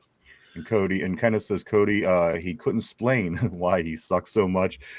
Guys, a couple other things. Some big news, a little bit of accolades for your Pittsburgh Steelers. Yeah, we're talking about the truths and the problems and things that need to be fixed. But guys, there is some good things that we could discuss today. That's right, because your kicker, Chris Boswell, that's right, was named the player of the week, the special teams player of the week, going 2 for 2 on field goals, going 4 for 4 on extra points for a total of 10 points, and the long 60-yard, not to mention the other field goal was 59 yards, 60-yard game-winning field goal against the Jets last week, guys. Chris Boswell was named the special teams player of the week in the NFL, not just an AFC award or anything like this.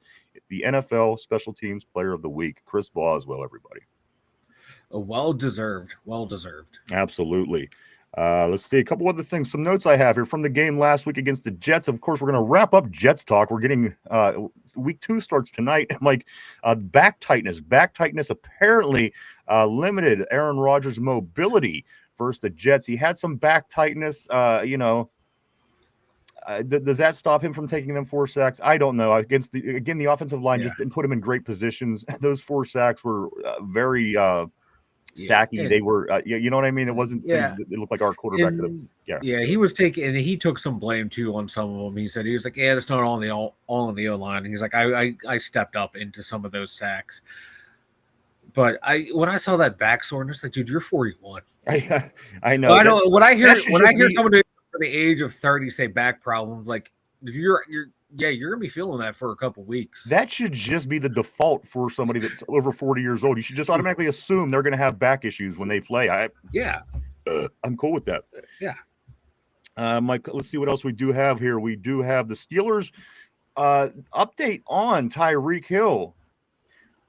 Quote out of the Steelers media: the Steelers want Tyreek Hill. Yeah, this was the message yesterday. However, as of this morning, Miami's saying nobody even called us about Tyreek Hill. What's going on, Mike? What I gathered is I saw Mike Florio was being interviewed. He said my sources, the same source that told me the Steelers are getting Jalen Ramsey, are interested, or they want Tyreek Hill.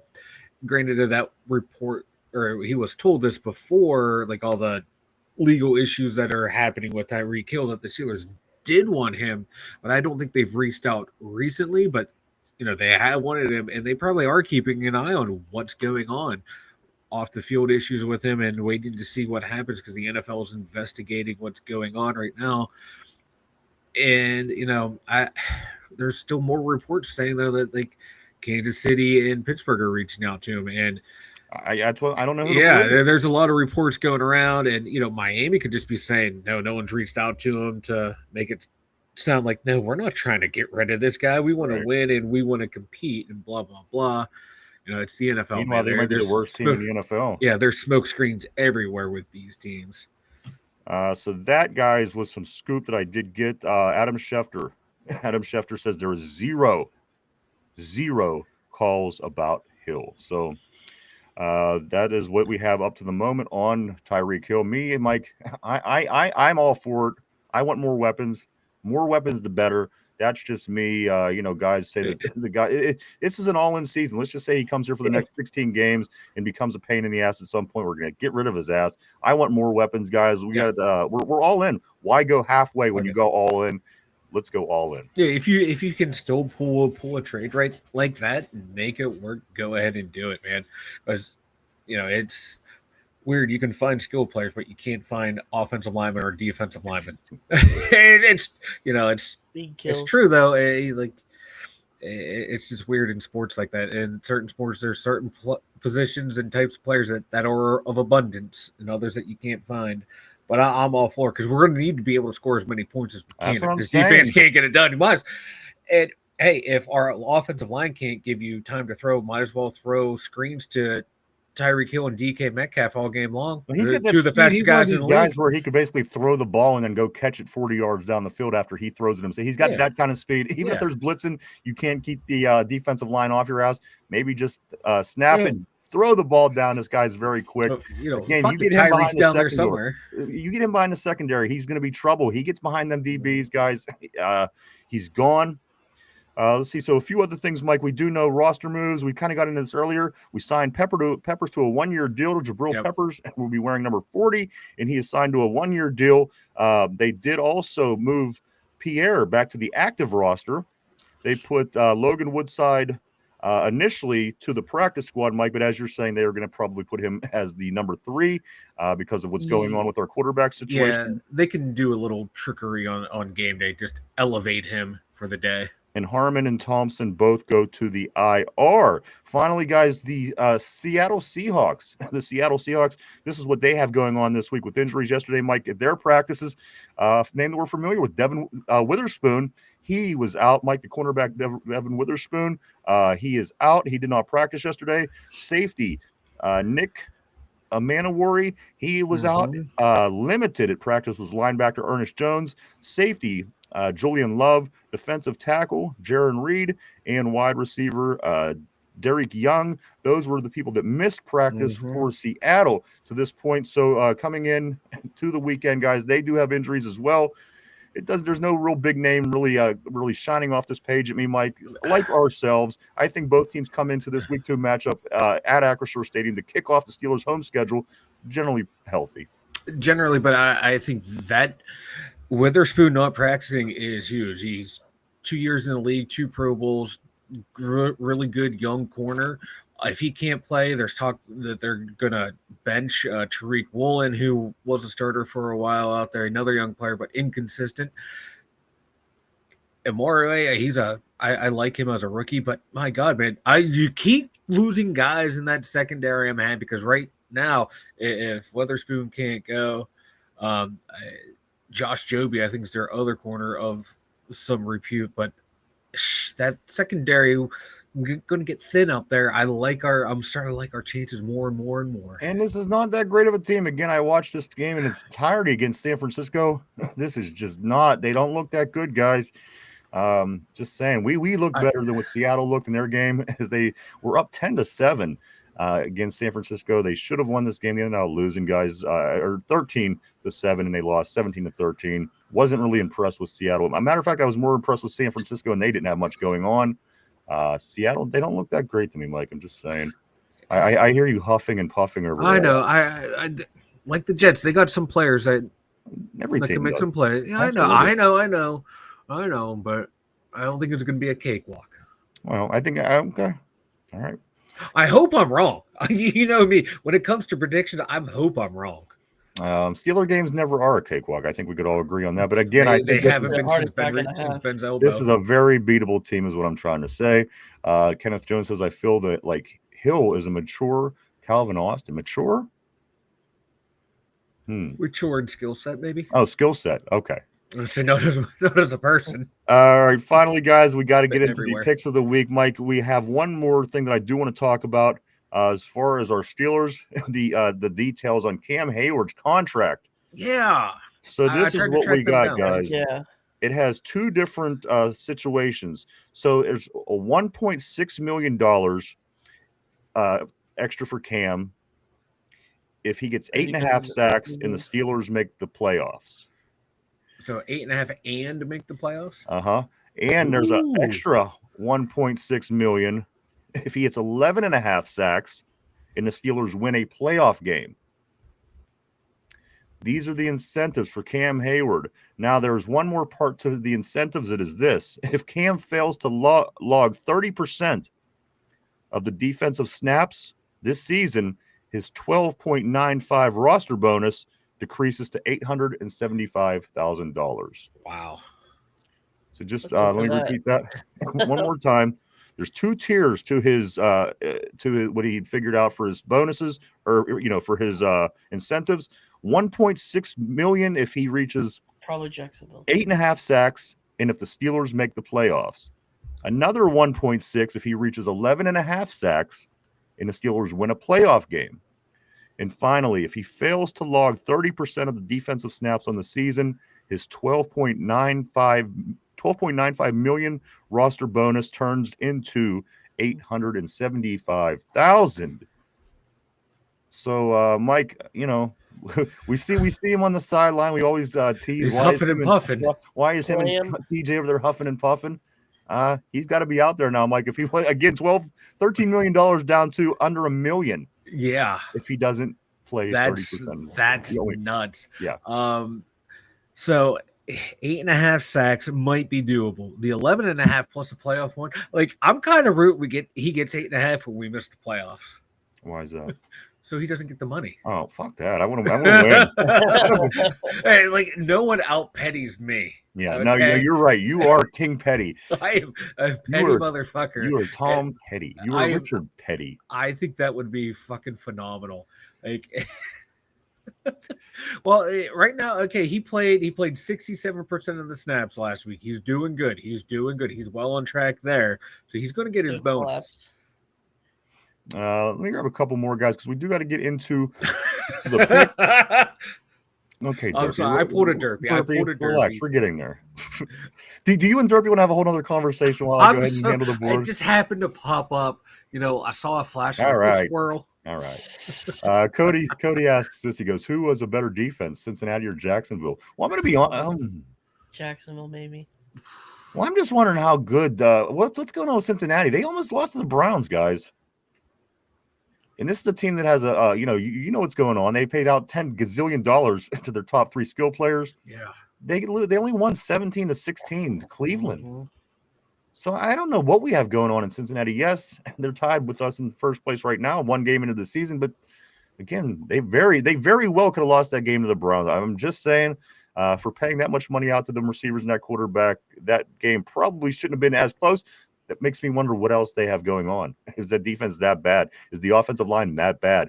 Signs are pointing to yes, Mike. If you pull out the magic 8 ball, signs would point to yes, because again, the offense, they're having a lot of the issues that we're having, but just magnified. It seems like offensive line, defense issues. So again, Mike, I don't know what kind of I don't know what kind of team Cincinnati has. And even they signed Trey Hendrickson back. They made a deal. Yeah. It doesn't seem to matter. That team just I don't know what we have. I don't think it's very good though going into this year, Mike. Yeah, because outside of 4 players, they don't have a whole lot going on. Let me tell you this. I don't trust their O-line, and outside of Hendrickson and maybe the rookie on defense, I don't trust their defense at all. A 41-year-old quarterback that people have a lot of question about went out and threw 4 touchdowns.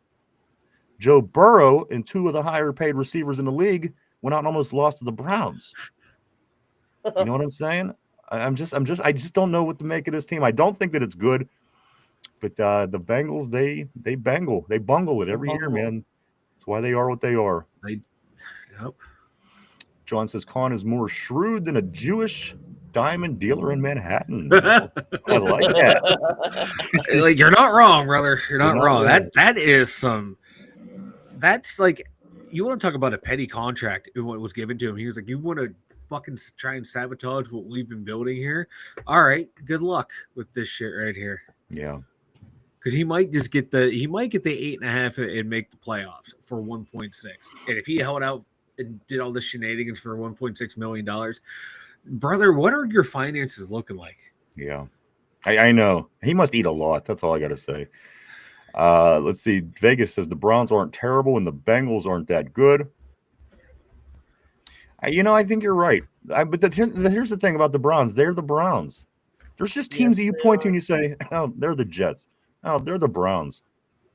The Browns just fall in that category. It doesn't matter if they are good. They're the Browns. It's going to happen. They're going to fall apart. And until they prove me wrong. And they've only proved me wrong once since 1988. They've only finished ahead of the Steelers one time in the standings since 1989, guys. So until they can prove me wrong, I'm not going to change my opinion. They're the Browns. But I agree. They're not terrible. They shouldn't be as bad as they are. But they always have this way of just being the Browns. That's the only way you can explain it. It is too, yeah. And like, they have some really good players on that team. Some guys I wish we had. You know what? That's a good question. I didn't get in and do my picks yet, Cody. So I didn't realize that's where you were going. He says take Jacksonville with the spread. I don't want to lead you astray. Don't go by me on that one. I still have to look at the games myself and do my figuring out. But I would take Jackson. I would take Cincinnati in this football game, because their offense should be better than Jacksonville's offense, like a lot better, right? It should be, but okay. It's at Cincinnati, and they're a 3.5-point home favorite. Is Joe Burrow starting the season off 0-2, losing to the? Oh no, he would be 1-2. This is not gambling advice. This is not gambling. It's purely speculation and friend talking here. I'd take the Bengals minus 3.5. I would too. I'm not giving you gambling advice. I think they win this game by more than a touchdown. I think they win this game by 10 points. Just because, again, these are two bad teams. And when it comes down to it, one team usually kicks. Well, here's the thing. One bad team usually kicks the other team's ass when you have two bad teams playing. And I don't see Jacksonville being the team that kicks Cincinnati's ass. But I do see Jacksonville having the offensive power in their skill positions to be able to score more on Jacksonville. I'm going to take Cincinnati in that game. I'm making that call now. Jamal said, is losing to the Browns all that bad? We did it. We do it every year for the last. Yeah, we do, but have we been all that good for the past few years? Average. You know what I mean? But they have only beat us once. They've only finished higher than us once since 1989 in standings. So do what you want with that. But again, let's wait till we get a little bit better and we'll make that call. But you're not wrong, Jamal. I definitely point is taken. Tortilla says, "Hey, Connor Hayward's aren't cheap." He looks like he can eat. He got that chubby face. Right. He can eat. Corey said, "Let's see how Cam plays now with that motivation. Now he's got to prove that he's not too old." The big one for me is that 30% of the snaps going from $13 million to $800,000. That's a drop, man. For me, Dude, I don't want to see him injured. I don't. Absolutely. But imagine if he gets injured. One, that would hurt the team, and he's going to lose a shit ton of fucking money. Yeah. So he's got a ball out, funny to laugh at, but my God. He's got a ball out. The demise of Cam Hayward. But, that's going to, keep him motivated to stay in game shape all year long. Let's see how Cam plays now with that motivation. Now he's got to prove that he's not too old. And Jamal, yeah. And you know what? I did preach out all off-season, Jamal. I have went on about Cincinnati's offense and the Browns' defense, and I continued to say that all through the off-season, and I think that it still stands. They do have a solid defense, and again, the Browns are going to be a team that are going to beat you if you go in not prepared. They're just one of them kind of. Again, they're the Browns. The story never changes. The results, or the story may change, but the results are always the same with them Browns. Listen. If I can figure that out, I would have an answer for these Pirates. They're the NFL's Pirates. Yep. Again, can they be fixed? I don't know. I just don't know. But we do, guys. We're going to jump on to the picks for the week, guys. Let's go. Mike, Derpy, let's get ready. Put on your thinking caps, guys. And don't forget, guys, on the CBS Pick'em, Mike has the, and he'll put it up again, the link for the CBS Pick'em right on the terrible board. And then also, you can just go right outside on YouTube on the main page of ours and click it there. It takes 30 seconds to sign up. It is 100% free. No risk involved. A bunch of the guys, about 10 guys right now from the board, has made their way to the CBS Pick'ems and signed up. And I got to be honest with you, everybody did very well, especially Richard. Richard wins 14 of 16 games to kick off the NFL season last week. RB right behind him. He had 13 out of 16. And one other player did have 13 as well, then 12. So there was a lot of wins, guys. The only one that really did bad was Derpy. But you know what? That's fine, Derpy. You are the back-to-back picks champion. I'm not counting you out just yet. I'm just going to throw this under. It was a rough you were rusty, just like a lot of the NFL teams were this week. Fair? A rusty trombone. Rusty trombone. All right, guys, let's get into it. Let me grab Cody real quick. He says, I don't know if you guys know, Cincinnati had 7 yards of offense in the whole second half. Wow. I didn't know that. But in this particular game, though, I'm still, because I wouldn't say Jacksonville matches up against what Cleveland has defensively, is going to be my reason for that. Cody says 2 quarters. Let's get to it, guys. All starts tonight. Week number 2 starts in Green Bay. The Packers have back-to-back home games to start a season. Geez, we're lucky to get a home game to start a season. Then Packers get back-to-back home games to kick it off, Mike. The Commanders tonight will travel to Wisconsin to take on the Packers.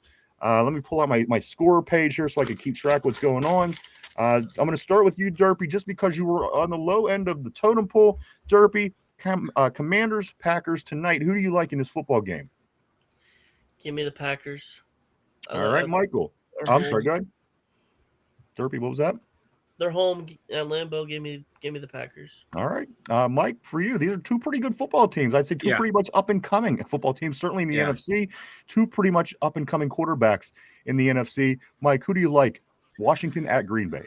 I'm taking Green Bay, and mainly because I think Micah Parsons is going to be a force in this game. I think he'll be able to run stride for stride with Jaden Daniels if Daniels gets out of the pocket. I think that's going to be a fun chess match to watch those 2 guys going at it right there. I think. Speaking of your Penn State guys, who's the guy that plays on the defensive side for the Giants?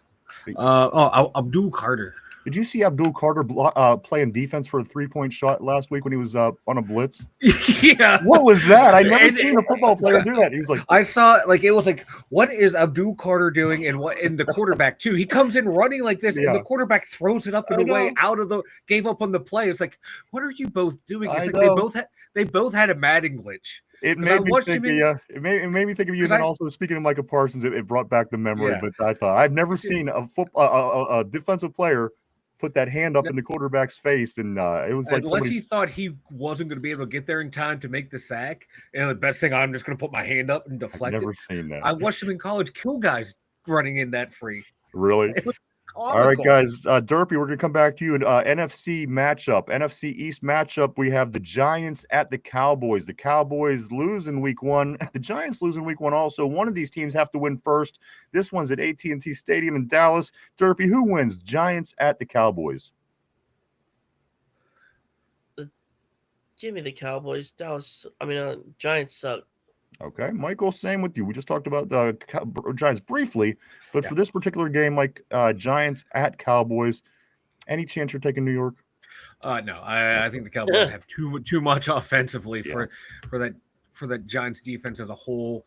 I think the Giants have a chance if they play all 4 of their defensive linemen at one time that are all studs.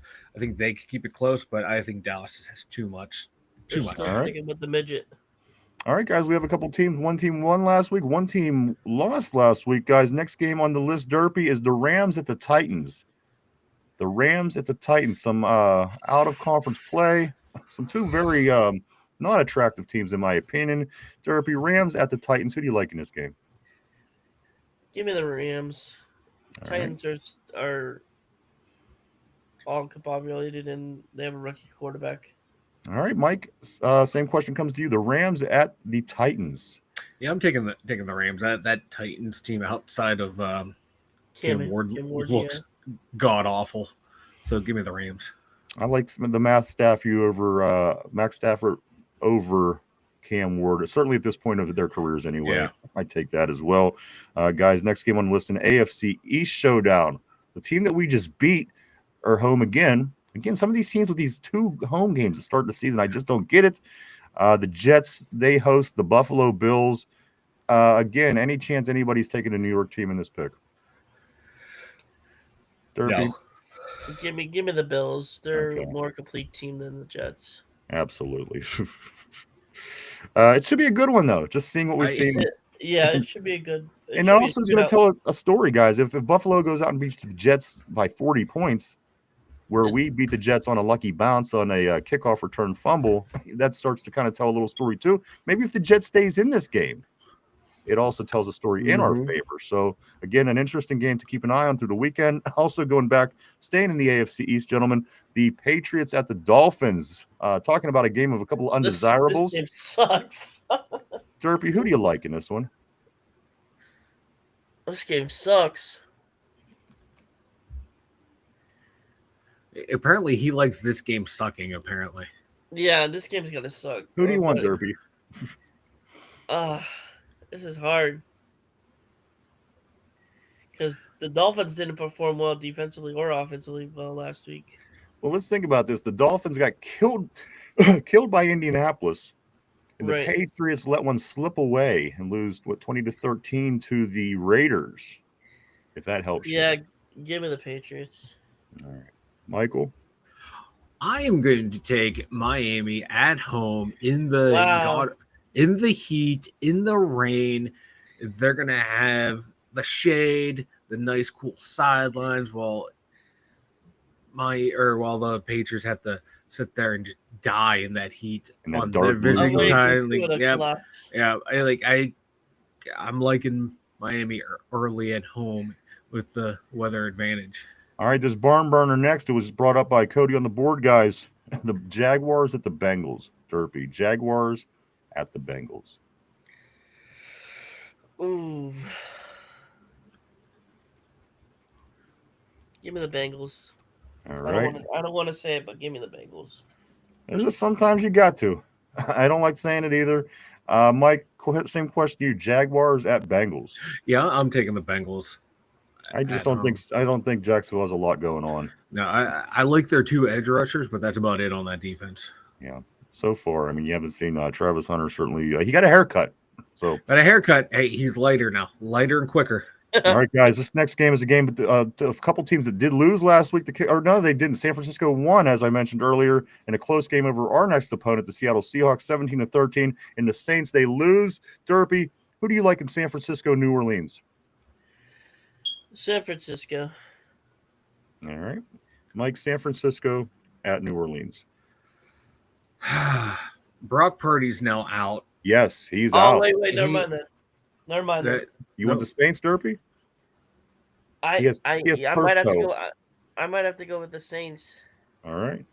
Brock Purdy does have turf, though. Also, do want to say that, Cody, or anybody else that's getting on to do their picks, Brock Purdy is out. Mike, he's out 2-5. Saints, Niners, Mike. Purdy out, Kittle out. They looked pretty. They looked rough last week again. I don't know how they beat Seattle, but they did.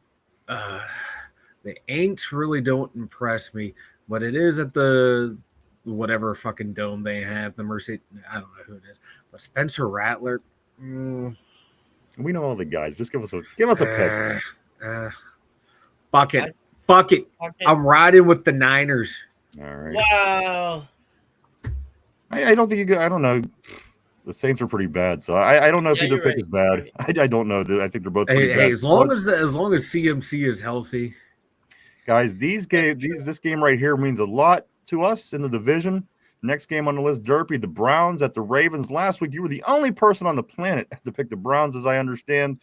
Derpy, Browns at Ravens. Who do you like in this one? Well, the clowns are the clowns, and the Ravens are also clowns because they let one slip away. Give me the Ravens. All right. The thing about Derby, I don't think he ever really wants to pick the Browns. I think he just does because his mom's a fan, and I think so he too. tries to appease her. I think so too. Mike, same question to you. The Browns at the Ravens. Who do you like? Oh, I'm sorry, I was answering a work text. Did Derpy take the Browns? No. No. Did not. Okay, good. I'm gonna say because if you did Derpy, I was gonna bitch slap you through the internet. I'm with all due smarter than respect, that. I'm smarter give me the than that. Ravens. They're not falling 0-2 this year. All right. Next one, guys. NFC North. NFC North. The Chicago Bears at Detroit. Detroit losing pretty handily to Green Bay last week. The Bears losing a pretty close one on Monday night, guys. Mike, an improving Bears team or a struggling Lions team? Sorry, Derpy. I'm sorry. Bears, Lions. This is tough. Derpy literally says that about every game. Every game is. No, This one's seriously tough. This one's seriously tough because one the Bears, lost on. Or the Bears.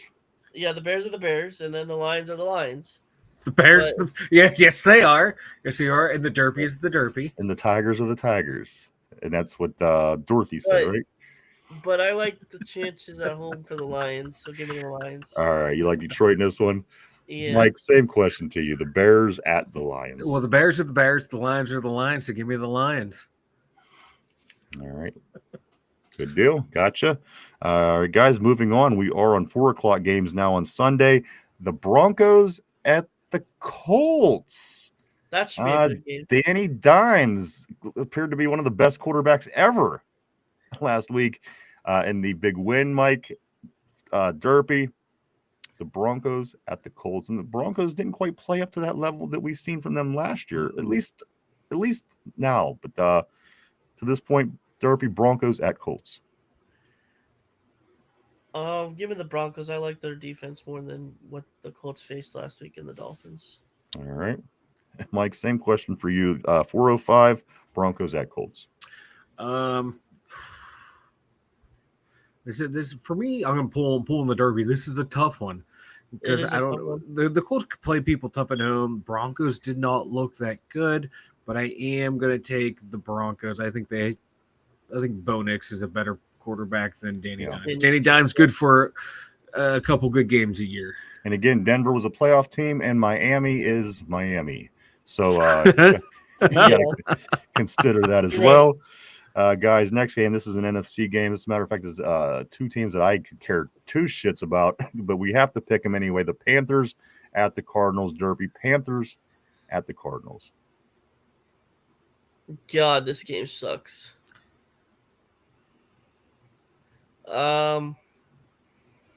Give me the Cardinals at home because Marvin Harrison Jr. All right. And Mike, same question comes to you. Panthers at Cardinals. Battle of midgets. It is too. The Midget Bowl. It is. But I'm going to go with the Cardinals. That Panthers team, I thought they were going to be a lot better than what they were last year. But, whew, damn, did they not look good. So give me the Cards. All right, guys. We start being right around the rounding third part of the show. Mike, we have five more games to pick, and then we'll be locked in for the week. Derpy, coming to you for this next one. This is a rematch of the Super Bowl. 4:25 on Sunday. The Super Bowl champions Philadelphia Eagles take on the Kansas City Chiefs. Derpy, who wins this game? Eagles. The Chiefs looked terrible on defense, and Kelsey looked really, really slow. Mike, Eagles at Chiefs. I'm going to take the Eagles, but I think it's going to be a lot closer than people think it might be. The Eagles secondary didn't impress. I know the Chiefs wide receiver room is not the best, but I think they'll scheme stuff up to keep it close. But give me the Eagles, unfortunately. I think the Eagles are a better version of what the Chargers are. And again, the Chiefs struggled with the Chargers. Great defense, great interior line. So a lot of things, Mike, that the Chiefs did see in week one, they see this week, but just on a higher level, in my opinion. So both you guys are taking the Eagles on that. Guys, 3 games left. The 8:20 game. The 8:20 game on Sunday night is the Falcons. They are at Minnesota. We got to see Minnesota this week on Monday night, and then, of course, the Falcons over the weekend. Both of these teams out in the NFC, average. Derpy, Falcons at Vikings. Who do you like? I think I learned my lesson. Don't choose the Bears. Give me the Vikings. All right. Mike, Vikings hosting the Falcons.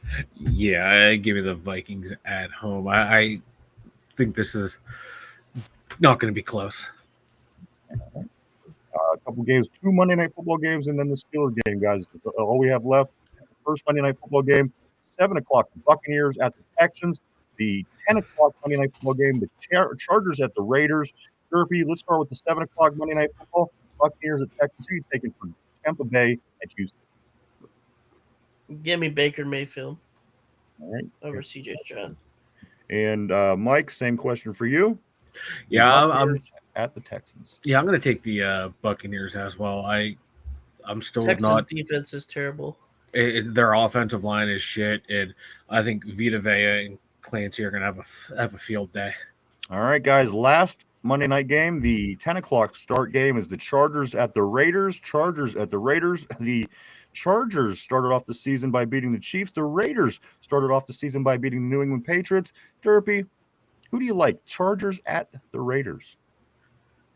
Who is even the Raiders quarterback? It's Alex Smith. Geno Smith. I don't know why I said Alex Smith. Apologize. You are retarded. Yeah. I had a 50-50 shot of getting the white guy or the black guy. That's true. So you are, Derpy, you're Give saying me the Chargers. Chargers, Give me the Chargers. Okay. And Mike, finally to you, the Chargers going to Las Vegas. Who do you like in this game? Chargers. All right. Chargers. They have a better quarterback. All right, let's circle back around, guys. We're going to do predictions for the Steelers-Seahawks game. Plus, I need a final score for the tiebreaker for the week. Derpy, Steelers hosting Seattle, Week 2, Acrisure Stadium, 1 o'clock, Sunday afternoon. Who wins and by what score? Derpy, you're on the clock. I'm on the clock? Yeah. Oh, no. Give me the Steelers. Hold on. If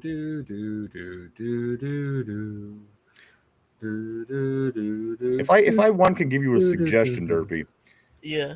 like really think it out, like on your own time, so the pressure's not against you. You see what I'm saying? Right. Like if you put and the Steelers got this, and then when you come into this, you'll be prepared. Now the pressure's on. Everyone's watching you. Everyone's listening.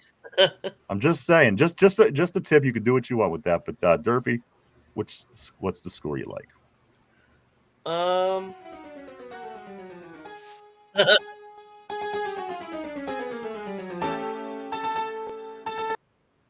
14. What did you say?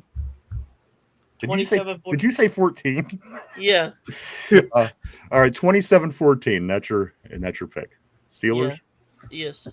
All right, good deal. That's 41 points total. Mike, I need a prediction on who wins, and I need a score for your tiebreaker. Richard on the board is our leader on the CBS Pick'ems picks. He says 28-17, which I think sounds like a really good score now that I'm thinking about it. Derpy says 27-14, which again is a good pick. Mike, who wins and by what score? I'm going 28-14. I think we were going to have a pretty good high-scoring offense this year. Seems like everybody has the same general ballpark opinion on what the score may be. So we're going to lose. Thanks, guys. Right. So, Mike, that puts you at 42. So when it comes down to tiebreakers, Derpy 41, Mike 42. Mike, I like the strategy on that one, to be honest with you. I didn't even think that way. I was like, 28-14 What'd you just sounds say? like I had a stroke. I had a stroke mid-sentence there, boys. So I do want to say, Mike, the picks are in. The picks are in for the week. Good luck to the guys on the panel on the show for this particular one. But guys, don't forget, hit the link on the Terrible board or just right outside on the main YouTube page. You can hit that link, sign up for the CBS Pick'em for everybody on the board and everybody in the Terrible board and at home, whoever you want to join. See how you do. Again, the Derpy was in last. Richard was in first. Who knows what can happen? Just sign up. Takes 5 minutes. It costs absolutely nothing. Go hit the link and sign up and get picking today as the NFL does start tonight, week number 2 between Washington and Green Bay. Let me grab a couple of these messages real quick, Mike, and then we're going to have you jump over to the website, get us rolling on that, and get to the trivia of the day. I'm going to go right here where Cody says, haha, gambling advice. Thanks, fellas. You win some, you lose some. I like it. Corey says, I have an odd feeling that the Jets are going to pull it off. I think our defense is better than Buffalo's. I'm going to change my pick to New York. Ooh. Interesting, Corey.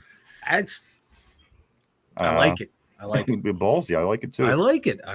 Cody says Bills are pretty much playing the same team they played last week. They played Baltimore last week and the Jets this week. Interesting take. Mark Malone says when Derpy says something is hard, whoa. Whoa. Well, that could be a sound effect as whoa. It is pretty. Whoa. No one wants to know. picture Derpy in anything hard. Oh.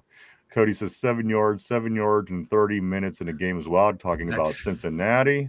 That is wild. That's a terrible offense and great fucking defense. Especially where all their money is. Yeah. Especially with where all their money is. Wow. Corey says, give me the Ravens. If we lose, I don't want to be tied with the Browns. Yeah, right. That's all we need. Cody says the Rams should easily cover the 5.5 point spread. D-Roy wants to stay in the will. John says. Derpy wants to stay in the will. Oh, Derpy wants to stay. I was wondering who D-Roy was, but Derpy, that makes sense. And then also do want to say Kenneth did say the E won to the Eagles in that particular game. John says, I think the Chiefs want to make a statement. You know what? I do too. Who do the Chiefs play? The Eagles. You know what? I think that one could go really either way. You know what? My guy said this. I remember when we were talking about the season as it was getting started. I said I would like to see the Chiefs get off to a slow start, certainly in the division that could. And you know what? If they start out 0-2, this is uncharted water for this team. And this quarterback and this team and this coach, Mike, they find ways to win football games. That's been a really good game. Yeah, I have a feeling if they go 0-2, they are calling up Miami. What do you want for Tyreek? Mm-hmm. What do you want? What do you want? Where if we're 2-0, we're going to be less likely to make that call. So again, guys, keep an eye. Of course, Richard did say Seattle and Pittsburgh score would be Steelers 28, Seahawks 17. And Corey, he says Mike's cocaine intake is too high at this point. Brother, my supply of Peruvian marching powder didn't get in here in time. That was the real issue. Okay, that's the only reason Mike has that Peruvian skin flute too. That's how they shipped it over in his. See, I take this thing out. I go. My dealer gets here, but with everything going on, and you use it to snort up the cocaine. That power boat that got bloated up. I'm not saying, but it may have been my guy. Why don't you go ahead and say things about the website? The2winters.com. We have all of our links over there for our social medias. I forgot. I got to remind everyone. I got to put one up there. Vanilla Thunder has his own Twitter now. I'll get that up there. I'll get that one up there. No. Oh yeah, watch it on game day, brother. It might be a hoot. We got our merch store over there. Dumb Thoughts over there. Check it out. Oh, there you go, everybody. Go check out their website, www.the2winters.com. That's www.the2winters.com. All right, Mike, put on your thinking cap. Derpy, put on your thinking cap. Everybody on the board, everybody at home. It's time for How Well Do You Know Your Enemy? How Well Do You Know Your Opponent? This week, the Seattle Seahawks is our opponent, guys, as we kick off week number 2 and our home schedule on the North Shore at 1 o'clock on Sunday p.m. Eastern Standard Time. Guys, this is the question of the day. Are you ready? You know what? Let me grab these last 2 comments and I'm going to jump on this, just so I don't leave them hanging. Vegas says I'd give them a fourth and three Roethlisbergers for Tyreek. And then Mark Malone says he snoots it up through those. That's what I was thinking. I don't know what the hell he was doing. But guys, question of the day. Here we go. Are you ready? Which Hall of Famer did not finish his career in Seattle? Which Hall of Famer did not finish his career in Seattle? Here are your options. One of these people did not finish in Seattle. Franco Harris, Edgerrin James, Warren Moon, Bruce Matthews, John Randall, and Jerry Rice. only one of those people did not go to Seattle at the end of their career. Let me read them again. Franco Harris, Edgerrin James, Warren Moon, Bruce Matthews, John Randall, Jerry Rice. 5 of these people went to Seattle at the end of their career. 1 did not. Take a minute to think it over, guys. We're live 5 days a week right here, Monday through Friday, 11 a.m. to 12 p.m. Eastern Standard Time every day right here on the Tube. Question of the day. Of these 6 Hall of Famers, only 1 did not finish their career in Seattle. Franco Harris, Edgerrin James, Warren Moon, Bruce Matthews, John Randall, Jerry Rice. Corey says, I tried to guess too fast. Jerry Rice. Rice went to Oakland. I think he even went to Denver also in that last leg of his career, but I don't know. Did he also go to Seattle? Vegas says, I remember Jerry in Seattle for sure. Mm-hmm. So you're getting some help on the board, Derpy. I'm going to start with you. What's your thought process here, Derpy? Is anybody standing out to you? And if not, what way are you leaning? Oh, I know it's not Jerry Rice because you just said it. The board said it. The board. Okay, and I okay. All right. Franco Harris, Edgerrin James, Warren Moon, Yep, Franco. Bruce Matthews, John Randall, Jerry Rice. Matthews, I'm pretty sure was already in Seattle.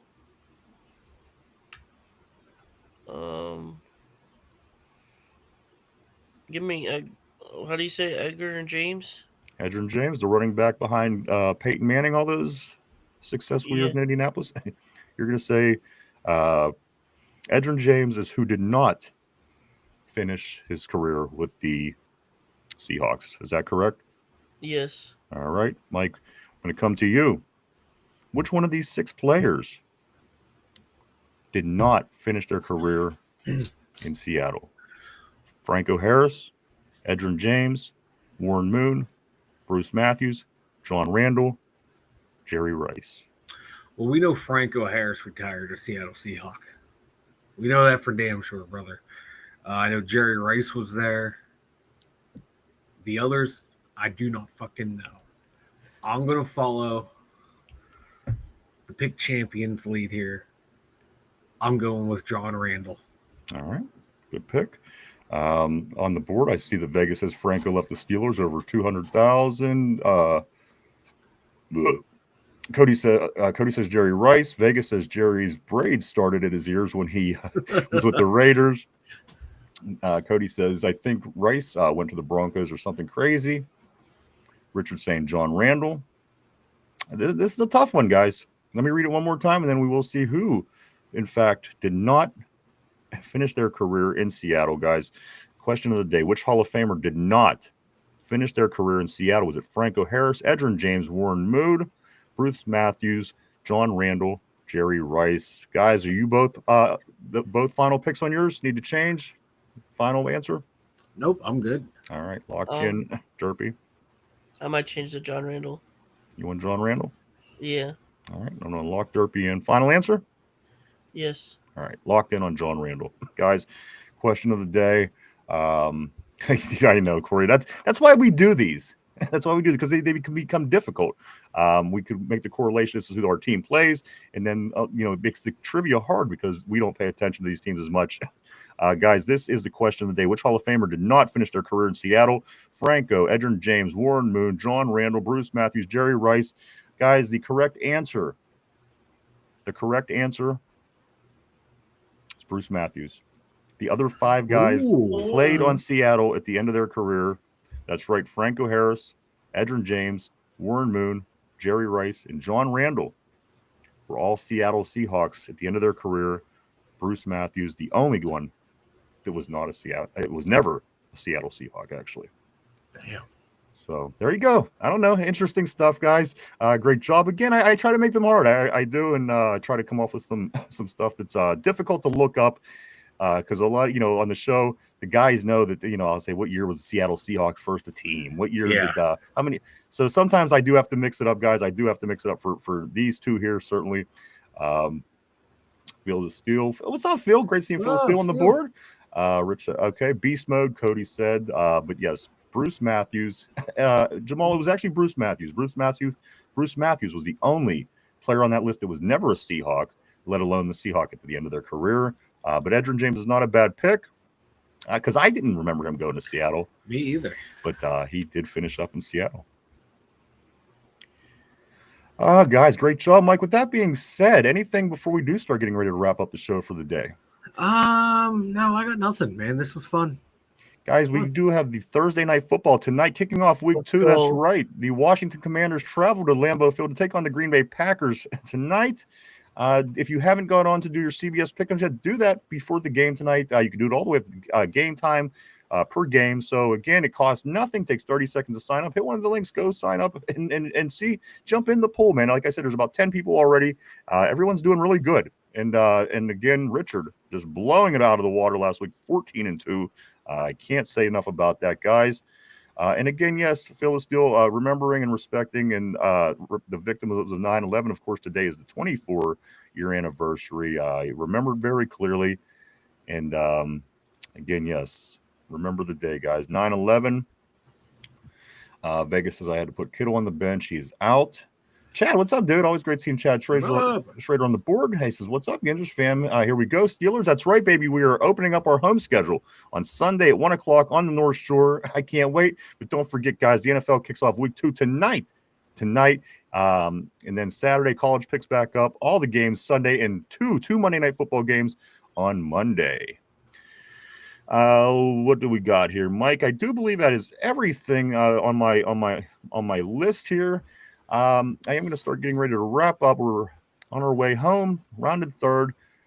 Derpy, anything from you before we wrap it up for the day? Discount Double Witch coming to Permanente Brothers near you. All right, there you go. The Discount Double Witch coming to Permanente Brothers near you. It's not the worst idea in the world, I got to be honest. But I do want to say this. I do want to say thank you, everybody, for coming and hanging out and checking us out today. We certainly do appreciate each and every one of you. We truly, honestly do. We couldn't and we wouldn't do this without you. Thank you so much. I do want to say thank you to everybody on the board. You guys always keep things interesting here on the show. You are always amazing, and you never disappoint. Today is no different. And I do want to say thank you to everybody at home, whether you're in the car, you're at the gym, you have your earbuds on, or you're just watching on your TV. Thank you, too. I also want to say, if you haven't had a chance, go check us out on social media. We are all over social media, actually. Facebook, X, formerly known as Twitter, Instagram, Threads, and even TikTok. Stop by, hit the follow button, and keep up with what the two W's are doing on a day-to-day basis. And finally, if you haven't had a chance yet, hit the like, sub, and or share buttons down below. It helps us out a lot. We appreciate it greatly. Ryan? Thank you. Yes, sir. The Average Boys should be back on Sunday night. I don't know if you... I'll talk about that a little bit more tomorrow because we do have some things going through the weekend. So, guys, Derpy will be doing her live nerd show on Sunday night. But again, I'll talk more about that heading into the weekend as we do get things straightened up. But do make sure to go check him out then. Just a couple comments here before we do roll. Chad says, "Let's go whoop some Sea Chicken's butt." I'm down. I think we beat this team. I think we beat this team, guys. I truly, honestly do. It should be another heart attack, though. I'm sure. Because it's Fox. And then Vegas says, I remember waking up on 9/11 answering the phone. My friend was like, are you watching TV? I thought it was some new show. I was in my early 20s. I remember my mom called me. She was at work, and she said, we're under attack. I'm like, what are you talking about? You figured before that, the possibility of even being attacked as an American never even crossed our minds. And I remember getting it. I said, what are you talking about? And I turned on the TV, and I couldn't take my eyes off it for the next 3 or 4 days. But yes, we certainly remember, and bad stuff, man. And you know what? It was this week. We were getting ready to play the Buffalo Bills. The Steelers were. They were getting ready to play the Buffalo Bills that year when it happened. So I do remember that. Vegas was at a wall phone. Rotary phone. Rotary. But guys, I do want to say thank you one more time. Derpy, Mike, anything else? Speak now, forever hold your peace. See ya tomorrow. Mary Mourinho went well. I don't know if anyone cares about that. Did you Good go job, to that? Derpy. Good. Yeah, it went well. That's awesome. The popular crowd are still partiers, and the geeks are more successful as usual as it goes. That's interesting. But I had a good time. Good. And Derby is the most famous one out of the whole class. Hell yeah, Yeah. he is. All right, guys. So that is going to be everything for us for the day. Again, thank you so much. We'll be back tomorrow at our regular time to head into Steeler weekend. We'll do our overs, unders, all that kind of stuff, and get all the up to the moment scoop that we can get heading into the weekend for everybody tomorrow, getting ready for this game. Again, if you're getting into the Pick'ems pick, get in and do them today. Sign up if you haven't yet. It's a lot of fun. Tonight, the Packers will be hosting the Commanders. We'll be back to talk about that and so much more for this NFL weekend, guys. Tomorrow, first thing. So we hope to see everybody then. For Derpy, for Mike in the Steeler Central Mobile Studio, for myself, everybody have a great Thursday. We'll see you tomorrow. Bye-bye.